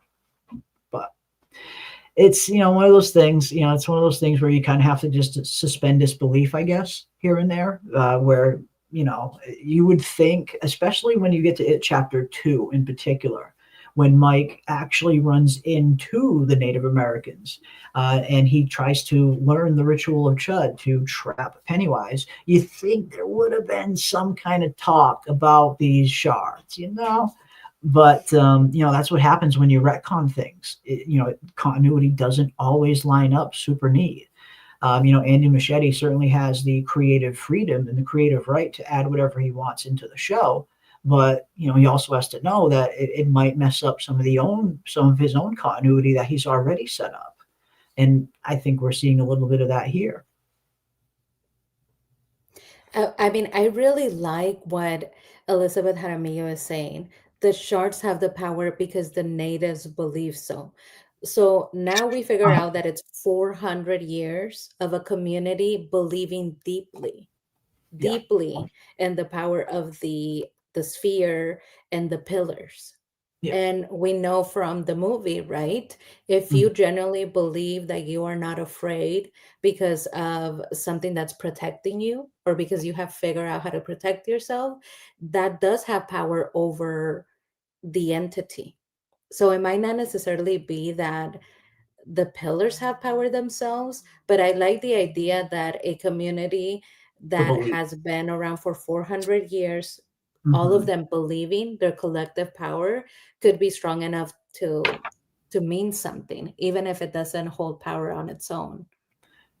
That would actually be very interesting because that would mean even if Shaw were to be successful in gathering up all these pillars and finding some kind of way to corral Pennywise and shove him inside, they might not work for him like they worked for them because he doesn't have that belief system. He doesn't have that 400-year-old history of having this being a duty that they take very seriously. So no, that's actually a very interesting theory that it's not so much the shards, but it's the power of belief. Because we do know that is what ultimately ends up hurting and killing Pennywise in the end. It's the belief. It's when you start taking away the fear, when you're not afraid of him anymore, you start hurling insults at him. It really is the power of self belief and the power of inner strength that can defeat him. So I think that wouldn't make I think that would make some kind of sense. I don't think it would be too outside of the realm of possibility if the shards themselves weren't exactly what was the source of it, but it was actually the belief that the tribe has. That's interesting. That's an interesting one. Definitely an interesting one. Yeah, I think it's because the 12 guardians of the beam, like the beam. Yeah, maybe. Good old Maturin out there guarding the beam. Absolutely. But no, I like the idea of Maturin having a kind of subtle, kind of unseen force, and the being like an unseen force for good in the background, which is usually how he's kind of described as not getting directly involved, but being this kind of unseen force for good. And again, you see Lily, everything that's happened to Lily, all the luck that she's had, and the fact that it all started right when Maddie gave her that turtle. I like the idea of Maturin maybe kind of shielding her, maybe shielding all of the losers, this versions of the losers. But no, I don't know. I guess we'll see. I guess we'll see if Maturin plays any kind of role at any point. Will be interesting, but I guess we'll see. What do you guys think in the chat, and what do you think as well, PM? Again, we are in uncharted territory here. There isn't exactly a blueprint for It Welcome to Derry. This is largely a blank canvas. Do you think we could see Maturin play a bigger role in the show at some point? I really, really would like to see Maturin interact, do something. And I was, I'm really hopeful because when we started the series, right off the bat, in the very first episode, we get a lot of turtle imagery. Tons. Like he's everywhere. Um, yeah. Yeah. So I was thinking, okay, they're acknowledging there is a cosmic turtle out there. This is Pennywise realm, but there is a cosmic turtle. So I really like that they immediately acknowledge Maturin, and I would like him to intervene. It's the Mhm. series, he's done it before, where he kind of intervened in one of the movies, right? By telling one of the characters, basically like believing yourself, which is not very helpful, but still. Um, Mhm. he could maybe do the same for the children. I feel like we need to see him interacting with Pennywise. Do I think that they're actually going to do it? I don't know. I tend to believe not. I Yeah. tend to believe not because then you have to create a whole new character. Sure, they love their CGI, but you're creating Maturin out of nothing, right? We don't know what he really looks like. We don't have an idea of what he might be like. It's better when you kind of leave him ambiguous and Mhm. just as a god. It's a better idea. So I don't think that they'll do it. Do I want them to? Yes. Yeah. Yeah, I don't know if we'll see him. I don't know if we'll see Maturin. I'm not expecting to see him. I think it could be interesting. I think it could be very interesting if they include him in some small way, even if he doesn't show up himself, which would be kind of hard considering his size and all of that. But similar to the way that he kind of appeared to Bill and brought Bill to the Macroverse to give him information during his time of need. For him to kind of appear to Lily in a certain way would be interesting. In a similar way would be interesting. But who knows? Who knows? Let's see what else we got. That is funny though. When you mention his size, I forgot about that. He's supposed Yeah. to be this huge cosmic turtle, so he wouldn't even fit in the Mhm. world. There's no He way would that have they could to, introduce him without like messing up some of his lore. yeah, he would have to summon one of the characters to him, like he kind of does with Bill in the book. That would be probably the only way we could see him play a part, I guess. But yeah, as Doc brings up, very good point. The shard did work for Lily with her not even knowing what the thing was. So yeah, maybe it is just the shards themselves and not exactly the power of belief. That's actually a very good point. Yeah, I mean, hell, he got right up in front of that shard and that shit scared him in the other direction.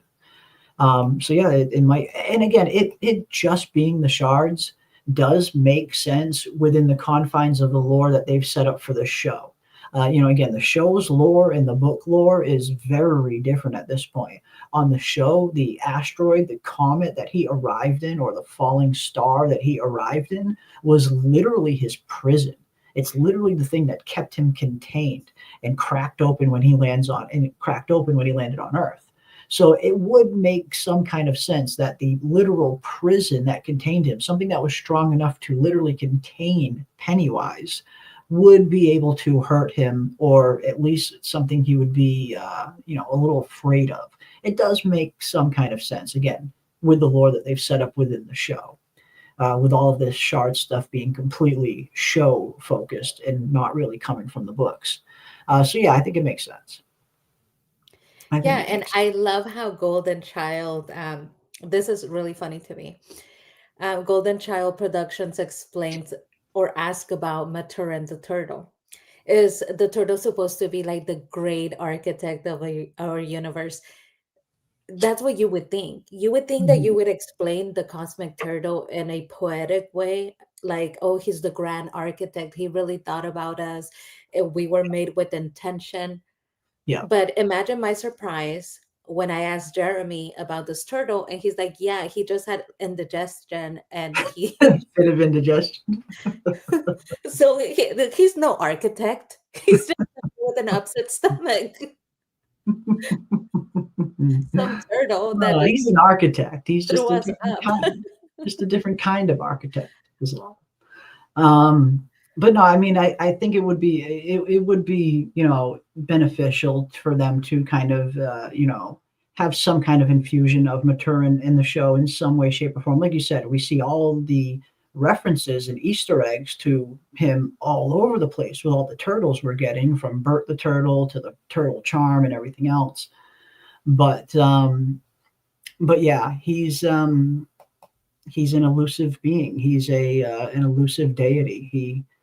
He's got other priorities that he is focused on right now, and which ties into the whole Stephen King multiverse and the Dark Tower series, and him being one of the 12 guardians of the beam and all of that. So it's not like he's just kind of farting around.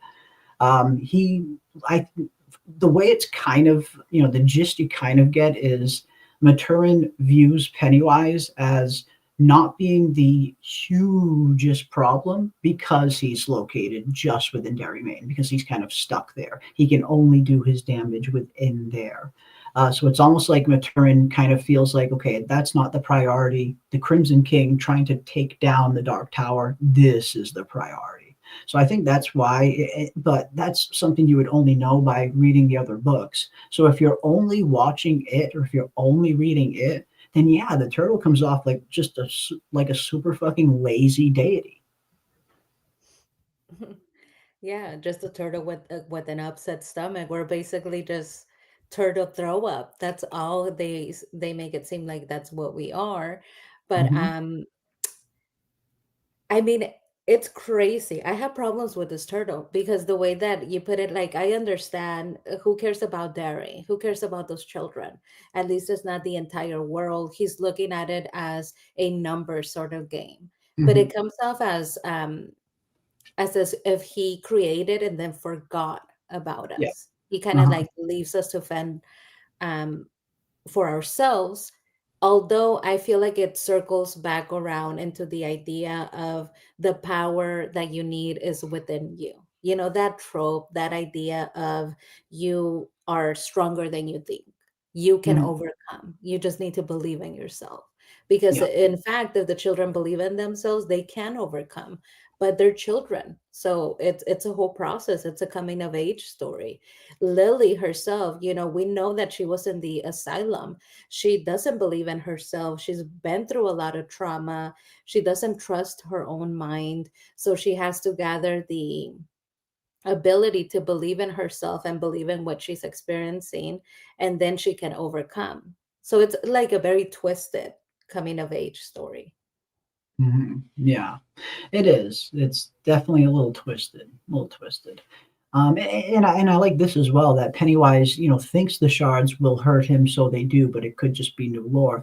I mean, again, the power of belief, the power of suggestion has always definitely been a thing that can affect Pennywise and, can hurt him to a certain extent.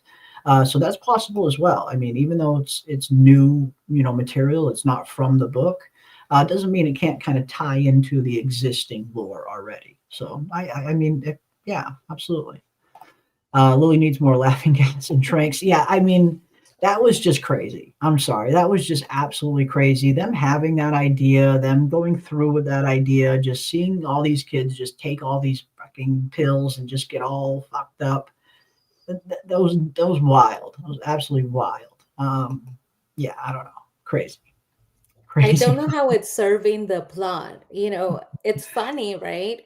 That was Yeah. like a funny interaction. They like took the tranquilizers, and every time they And kind of then they like mentioned took them, too much and they're all fucked up. Like, come on, you guys. Lily kind of keeps hinting like, yeah, my mom has these like M&Ms. Like my mom is like constantly on these.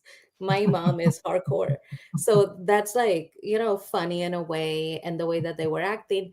But I Yeah. don't understand why they continue down that road where it's not serving the plot. They were still terrified. The children were still Mhm. scared. It clearly didn't work. So I don't know why they introduced. I mean, they were tripping. Like, this is not the time. Tripping balls. They were All tripping it just balls. made the journey that much harder. It didn't help at all. It just made it more difficult to escape, to realize, like where they were, to find each other, to keep together as a group. It didn't really help, other than Mhm. Ricky, because he got to hold Marta's hand. And I Yeah. thought it was so funny when they say, Lily asks, are you guys holding hands? And Marge immediately, such a mean girl, such a patty cake, she says, no, like I would never hold his hand. And Ricky's like, yeah, we are. Super excited about it. Very cute. Yeah. He's hilarious. He's also one of my favorite characters. Yeah, he's pretty funny. He's pretty funny. Yeah, but yeah, they were tripping. They were completely sailing through the clouds here. Took one too many of mommy's little helpers, I guess you can say. Yeah, it's like stealing cigarettes from your mom's purse. Not quite, but close. Close to it. Same ballpark, at least. A little bit more Um, hardcore than that. And she's gonna be mhm. looking for those. Lily's gonna get in trouble. If her mother really goes through those, like their M&M, she's gonna be looking for her pills. Yeah. Good stuff. Good stuff. Yeah, it's OP that it can be in multiple places at once. Well, that's the thing about it. It's not so much that he's in multiple places at once. His physical self is usually all in one place, but he's such a powerful psychic. He can make people see whatever he wants. So a lot of the stuff that he sees, like it might when it looks like he's in multiple places, that's usually projections that he's sending out into people's heads, not so much him there physically every time. Some of the stuff we see is definitely him, but some of it is just kind of like projections that he puts into people's minds. Because, yeah, he can't physically actually be in that many places at once, but he can project just about whatever he wants into just about whoever he wants minds. So it definitely makes it kind of come across like, yeah, he's in all these multiple different places. He's a very powerful psychic like that. Very powerful indeed.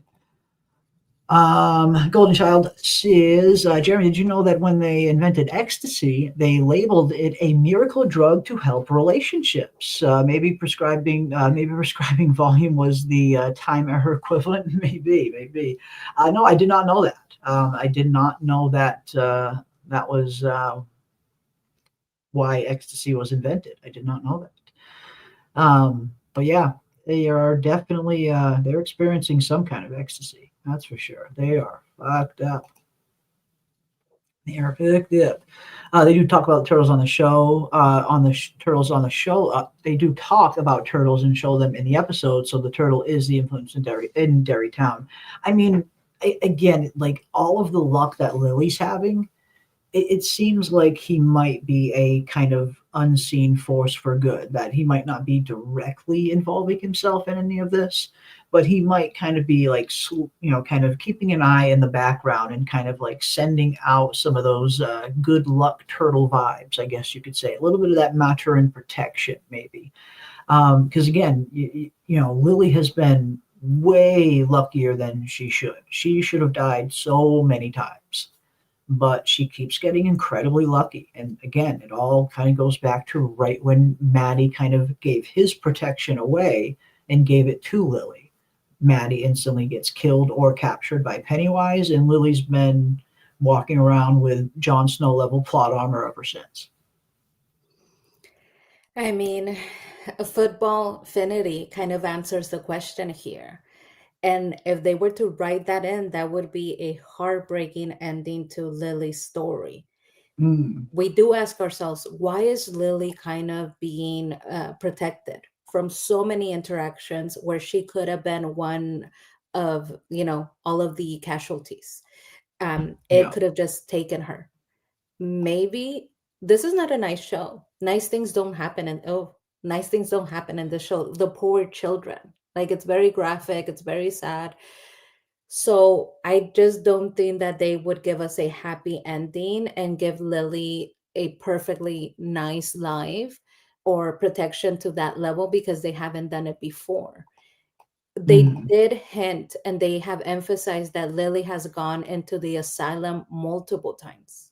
And we yeah. know that back in the 1960s, if you were enough of a problem, they would give you a lobotomy. Yep. So if Lily keeps going through this trauma and she keeps talking about it, keeps acting up, her mom, maybe that's why they're introducing the pills. Her mom is going to get really Mhm. upset at her and she's going to be like, oh, she's more of a problem. She's stealing my pills now. She's Yeah. gotten even crazier. And that might be Lily's tragic ending, which that Mm, would be worse to me than if it had gotten its hands on her because that's eternal. Like she would have to live out the rest of her life without being able to process anything, being mhm. completely brain dead. That would be Yeah. a horrifying end. But they keep hinting at it, I feel. I mean, yeah, I mean, her storyline has kind of been very closely tied to Juniper Hill from the very beginning, and her whole kind of bag is she's looked at as the crazy girl in town. And yeah, I mean, lobotomies were still legal back then, and yeah, I mean, that would be a very tragic ending for Lily if this whole series ends with her just getting lobotomized. But who knows? Who knows? I like it. I like the theory, Football Infinity. I like the theory. But do you, lobotomized or dying at the hands of it? Which one? I mean, I like a lobotomized much better, but I have a feeling her dying at the hands of it is probably more likely. Or who knows? Maybe she'll survive. Maybe she'll survive. Who knows? But if I had my choice, I'd go with a lobotomy. I think that'd be the coolest ending. Just out of just from a pure writing standpoint, it'd be the most shocking ending to give her. And sometimes endings like that are interesting. I mean, could you imagine? Just imagine that as a finale.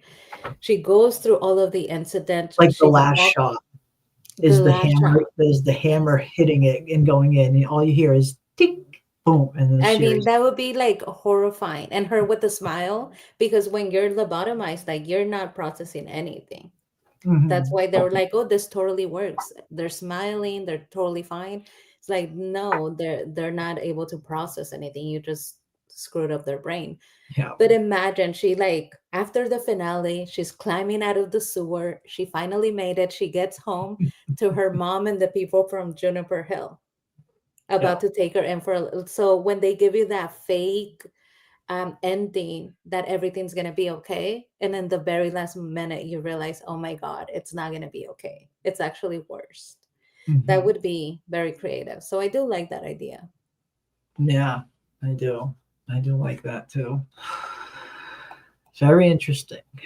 Very, very interesting. But yeah, it'd be tragic. It'd be a very tragic ending for our poor Lily to get lobotomized. But yeah, I don't know. I mean, part of me thinks she's going to survive. Like, if I had to just purely guess what her ending is going to be, I get the feeling she might survive. We know Pennywise is getting closer and closer to the ending of his feeding cycle. So that's there's definitely a possibility that a good amount of these characters can and will survive. We know some of them definitely are going to survive, at least just based on a few that are tied to some of our other characters from It Chapter One and Chapter Two, like some of the Hamlins and stuff like that. But yeah, I don't know. I don't know. Part of me wouldn't mind seeing a little bit of a darker ending, a little bit of a bittersweet ending where we do lose some of these characters. I definitely get the feeling they're not all going to survive. Some of them are definitely going to die. That I definitely get the feeling. They're not all going to live. I really hope that Will lives. He is a very like such a kind little boy and intelligent and very sweet. He has been such a great addition to the club. He's helped them since the very beginning. So I really do Mm. hope that he survives. If you could save one of the characters, who would you save out of the children? I like Will, Hmm. but I will change my answer and I'll say Ricky because he's so sweet. He's so funny. Ah, okay. Yeah, I don't know. I don't know. Um, if I March? did save Would you save one March? character, I was gonna say I'd save good old what's his name here? Polly? Um, Polly. I'd say Polly. That's who I'd save. Well, I he's don't know. dead. So I'm saying the I don't know. children. I'm not sure. I mean, it's not that I don't like this iteration of the Losers Club, this version, but I'm not like super in love with any of the characters. Some of them are okay. I mean, Phil was the one I really liked. I mean, Phil was the one I was really hoping was going to be part of the show. But yeah, some of them have some plot armor already. Yeah, but yeah, let us know what you guys would save as well. Haymaker would save Ronnie, and so would Andre. Also would save Ronnie. Interesting. Yeah, I don't know. I don't You know know. what? I will change my answer, Andrew Hill and Haymaker, because you are right. She is the most deserving. Poor little She's been Ronnie has been through. through Yeah, so much. Nobody yeah, listens to her and nobody's paying attention. I would save Ronnie. Yeah, for sure. yeah. Yeah, no, I think that's a good. I think that's a good choice. I mean, poor Ronnie has been through the ringer. I mean, Lily too, but yeah, I think saving Ronnie is a noble answer. It's a noble choice, noble one to pick. Definitely Ricky because that's my actual name, says Golden Child. Oh, there you go. Yeah, see, we all have our reasons. But I do like Ricky. Rich. He's a really good character. He is a really fun character. I have a feeling we're going to get a lot of our comedic levity through him, like some of the unintentional comedy that we got in tonight's Yeah. episode. Like, yeah, they all did think it. They all do think it's you. Like, no scruples, no sugarcoating it for her. Just letting Lily know, like, yeah, everybody does think it's you. I mean, everybody at school, not us. It's like, oh, thanks, that's a lot better.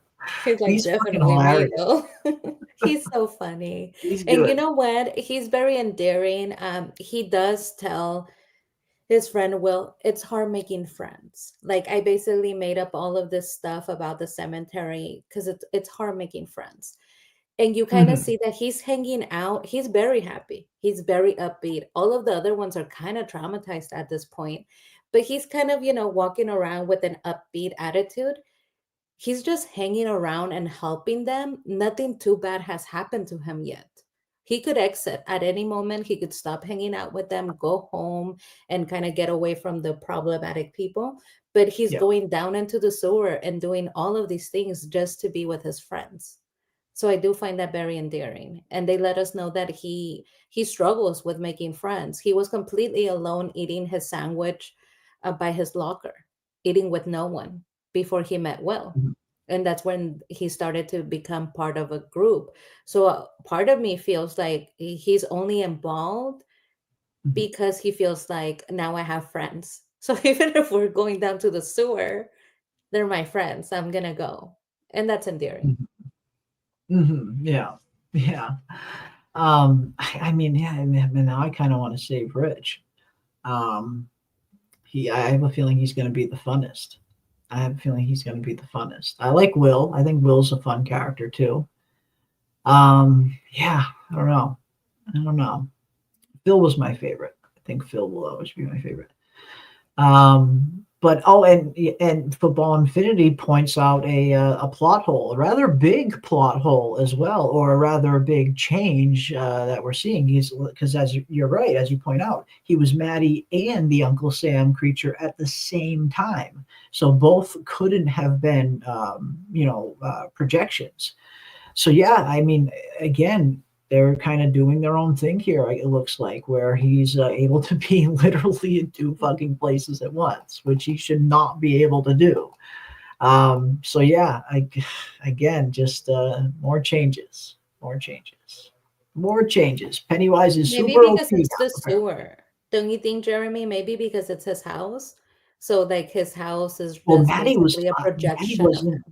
Well, I mean, well, oh, that the Uncle Sam was a projection of him. That I Yeah. mean, I think it's a possibility. We have seen that his kind of projections and his mind games are physically capable of interacting at people. So I think that's a possibility, maybe.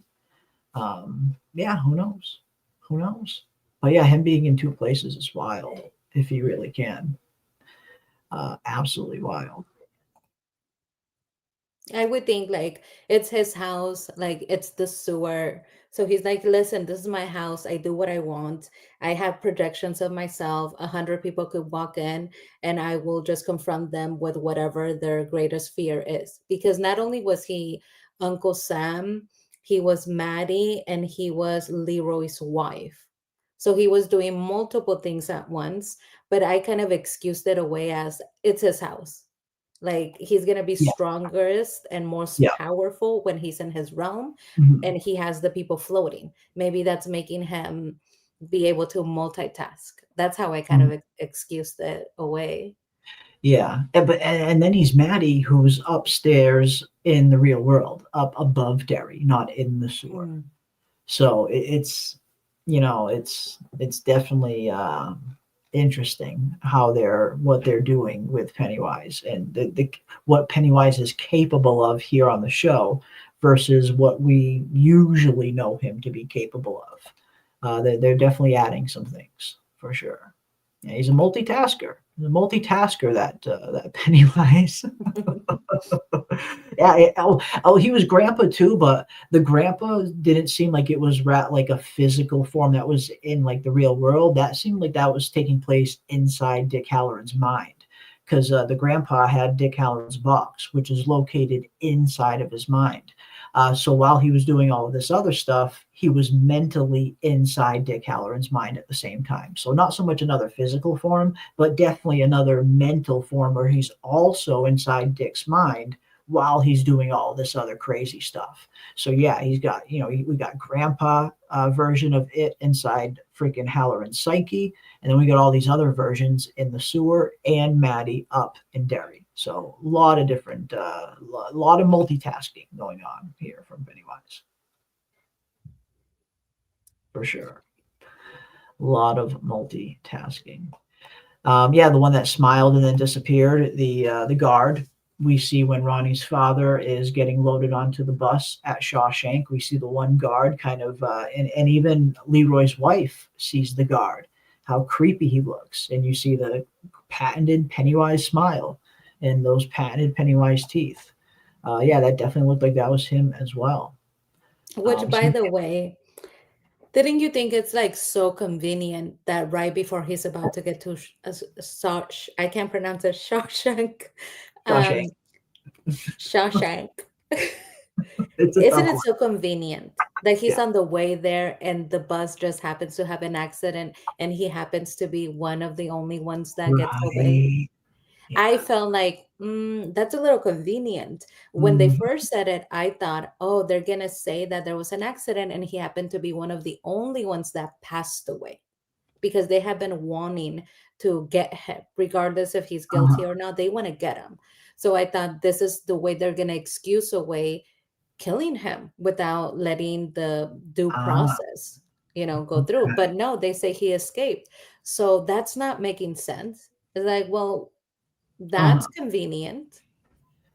Little convenient how you're the only survivor of this catastrophic fucking bus crash. Yeah, little bit of And you get convenience, away.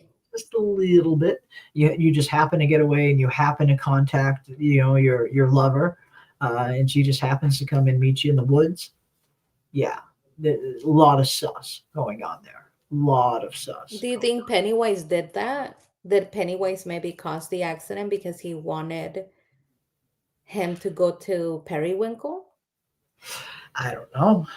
Shit, I don't know. I mean, is it possible? I feel like when they're within Derry and inside of inside of his territory, he's really capable of doing just about anything. So he very well could have caused it. Very possible.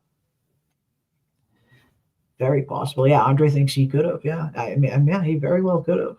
He could have. Yeah, Doc as well. He could have. He very well could have. It could have been Pennywise for whatever reason, making sure that Ronnie's dad doesn't go to Shawshank for whatever reason.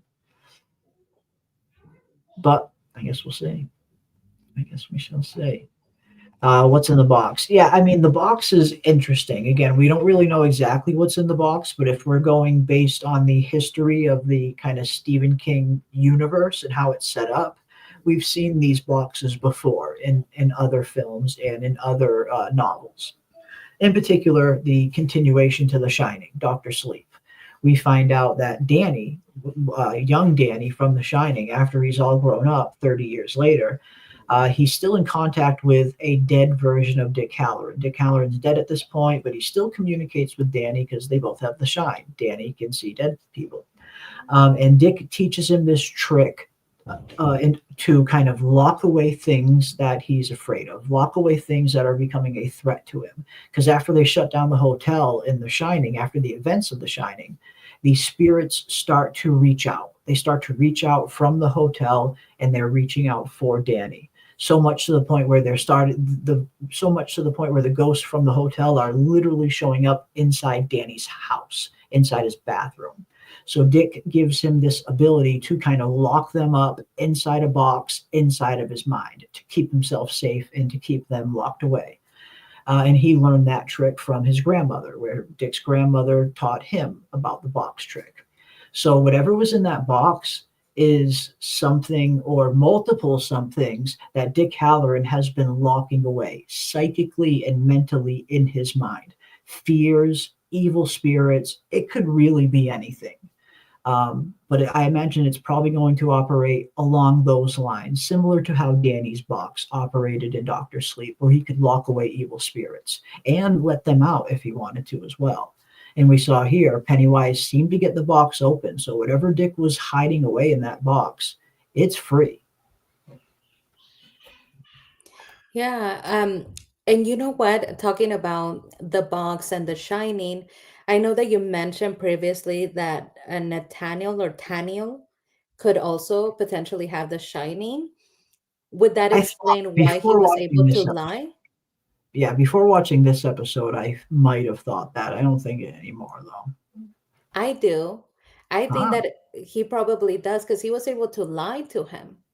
That's I a good mean, if point. he has the That's a good shining, point. you wouldn't be able to lie because he's walking through the knowledge that you hold.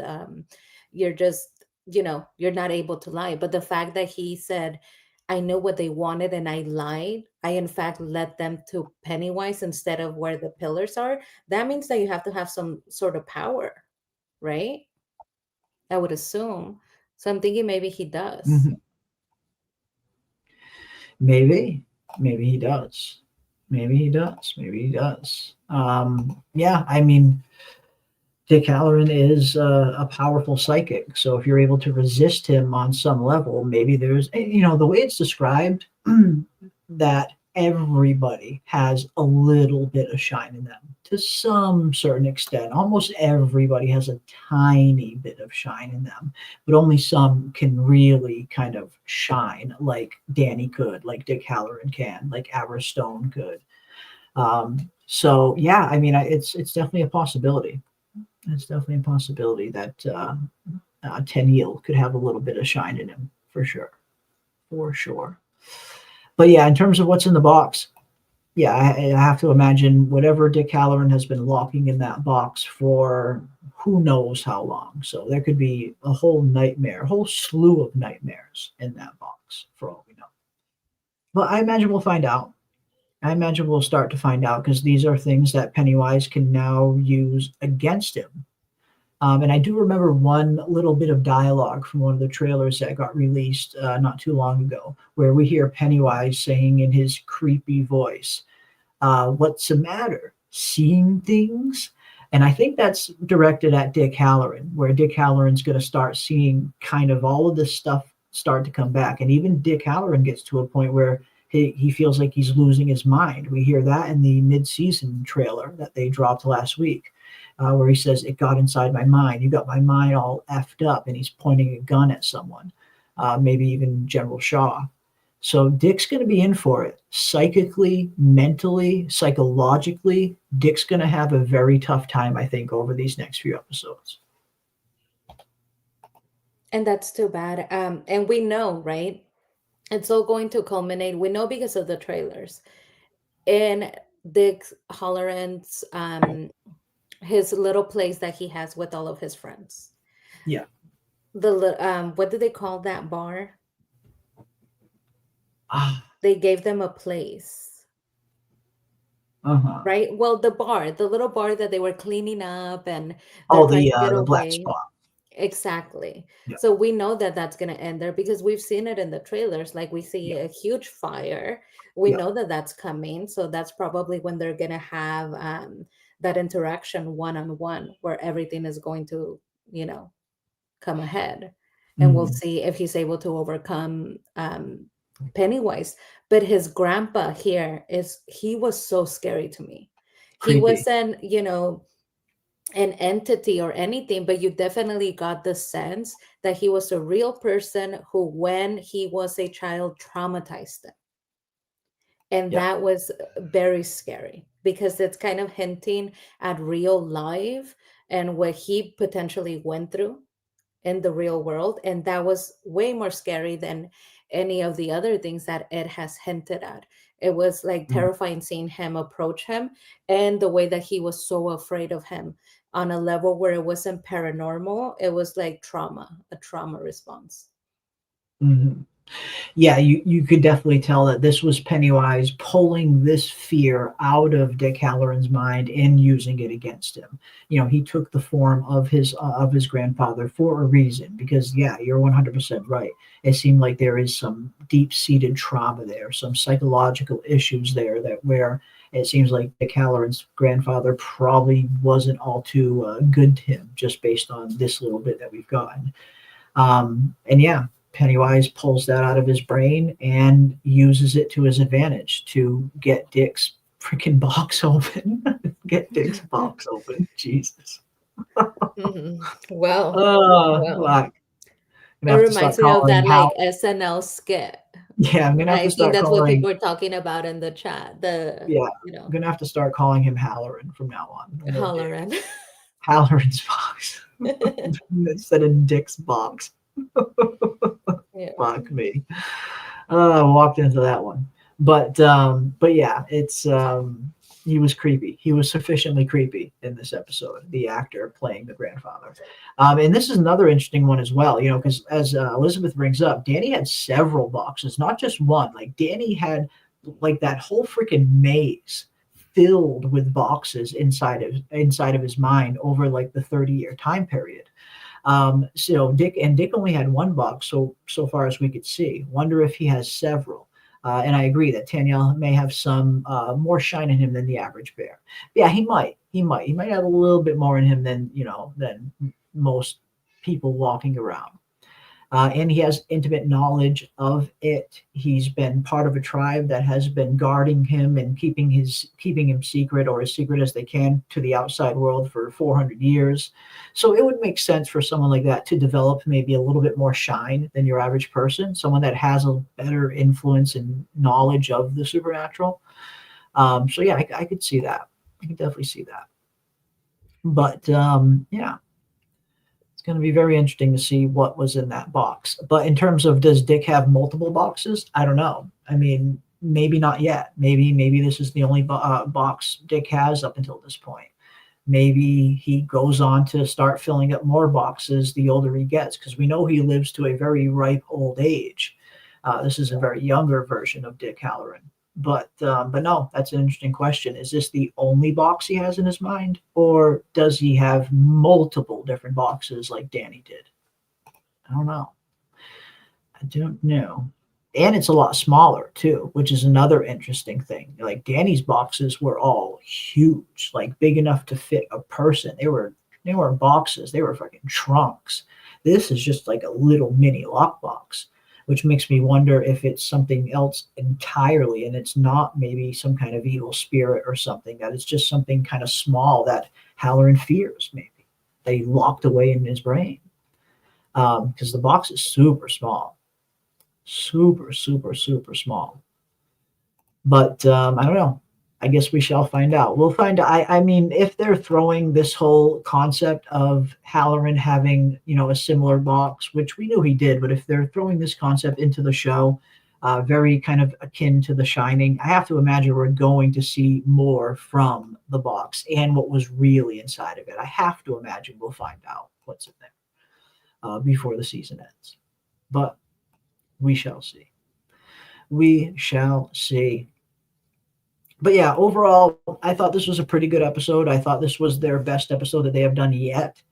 The first half of the season had, some good moments, some bad moments, some good writing, and some bad writing. This episode was just really good all the way around. Not only was it fun to see Bill Skarsgård for the first time, finally seeing him on screen, like that was great, don't get me wrong, but again, like we were stating earlier, what made this episode was just its general structure, the writing, the pacing, the plot, them having a very clear objective that they need to go out and do, trying to capture all 12 of these pillars. Like it was just a very well-structured and well-paced episode that really moved the plot forward. So for me, this was their finest outing yet. This was definitely their best episode yet. And I think the rest of the season is going to be a lot better. Again, I think the second half of the season in total is going to far surpass what we got during the first half of the season. Not just because Bill Skarsgård and Pennywise are here, but it just seems like the writing itself is a lot better in this episode. But yeah, here we go, folks. We've got 3 episodes left of It. Welcome to Derry. Dick, aka the box filler. Oh my god. Yes, Golden Child. Love it. Dick the box filler. How many boxes is good old Dick filling up? Oh my god. Good stuff. Good stuff. But yeah. 3 episodes left of It. Welcome to Derry, and it seems like the show is only just now starting to hit its stride, which is great. So I look forward to seeing these final 3 and seeing where this season is going to end, because we do know they are going to be doing 3 seasons of this, but each season is going to be set in a totally different time period. Season 2 is going to be set in 1935, 27 years before the events of what we're seeing now. So all of these characters, everyone that we're seeing here on the show, none of these characters are going to be in the second season. So it's going to be interesting to see who lives, who dies. How does this cycle as a whole end? How does Pennywise retreat into hibernation? How is this all going to go down? But I am looking forward to it. And again, this was definitely their strongest episode yet. And I see some of the scores are already coming in. You guys know the deal by now. Based on our scoring system, with 1 being horrible and 10 being perfect, where do you guys in the chat, and you as well, PM, where do you guys score episode 5 of It Welcome to Derry? I mean, I'm gonna say 8 boxes. Eight Nice. boxes because we finally got to see Pennywise. The entrance was amazing. I love him sliding down the pole, him getting close to the camera. It was perfect. Perfection. The music was also super good when he made his grand entrance. So I'm gonna say 8. Didn't like some of the things that were not making sense, like Maddie. That was not making sense to me. Um, Mhm. but overall, I would say 8. I really love when he's actually on screen, when we get to see him interacting with the children, which is kind of what we've all been waiting for, right? I hate Pickle Dad. I hate that they had to bring him again back into the screen, but I know that they love them. They're very proud of this Pickle Dad creation, They though. love their pickle dad. They Yeah. love him. They love him. I don't, but Pennywise is looking amazing. So, yeah, definitely 8. How about you? Yeah, for me, definitely their strongest episode. By far their best episode to date. And again, not just because Pennywise finally showed up, but the writing was just far superior in this episode than any of the previous episodes, in my opinion. So I mean, I gotta at least give it an 8. I gotta at least give this one an 8 because this was my favorite episode so far. Part of me kind of wants to give it an 8.5, but there were some things I think they could have done a little bit better. And I want to see where these next 3 episodes go to save some high scores for them, which I have a feeling these next 3 are going to be even better. But yeah, I'm going to give it a solid 8. Solid 8 balloons out of 10 for me. This was definitely the funnest episode yet.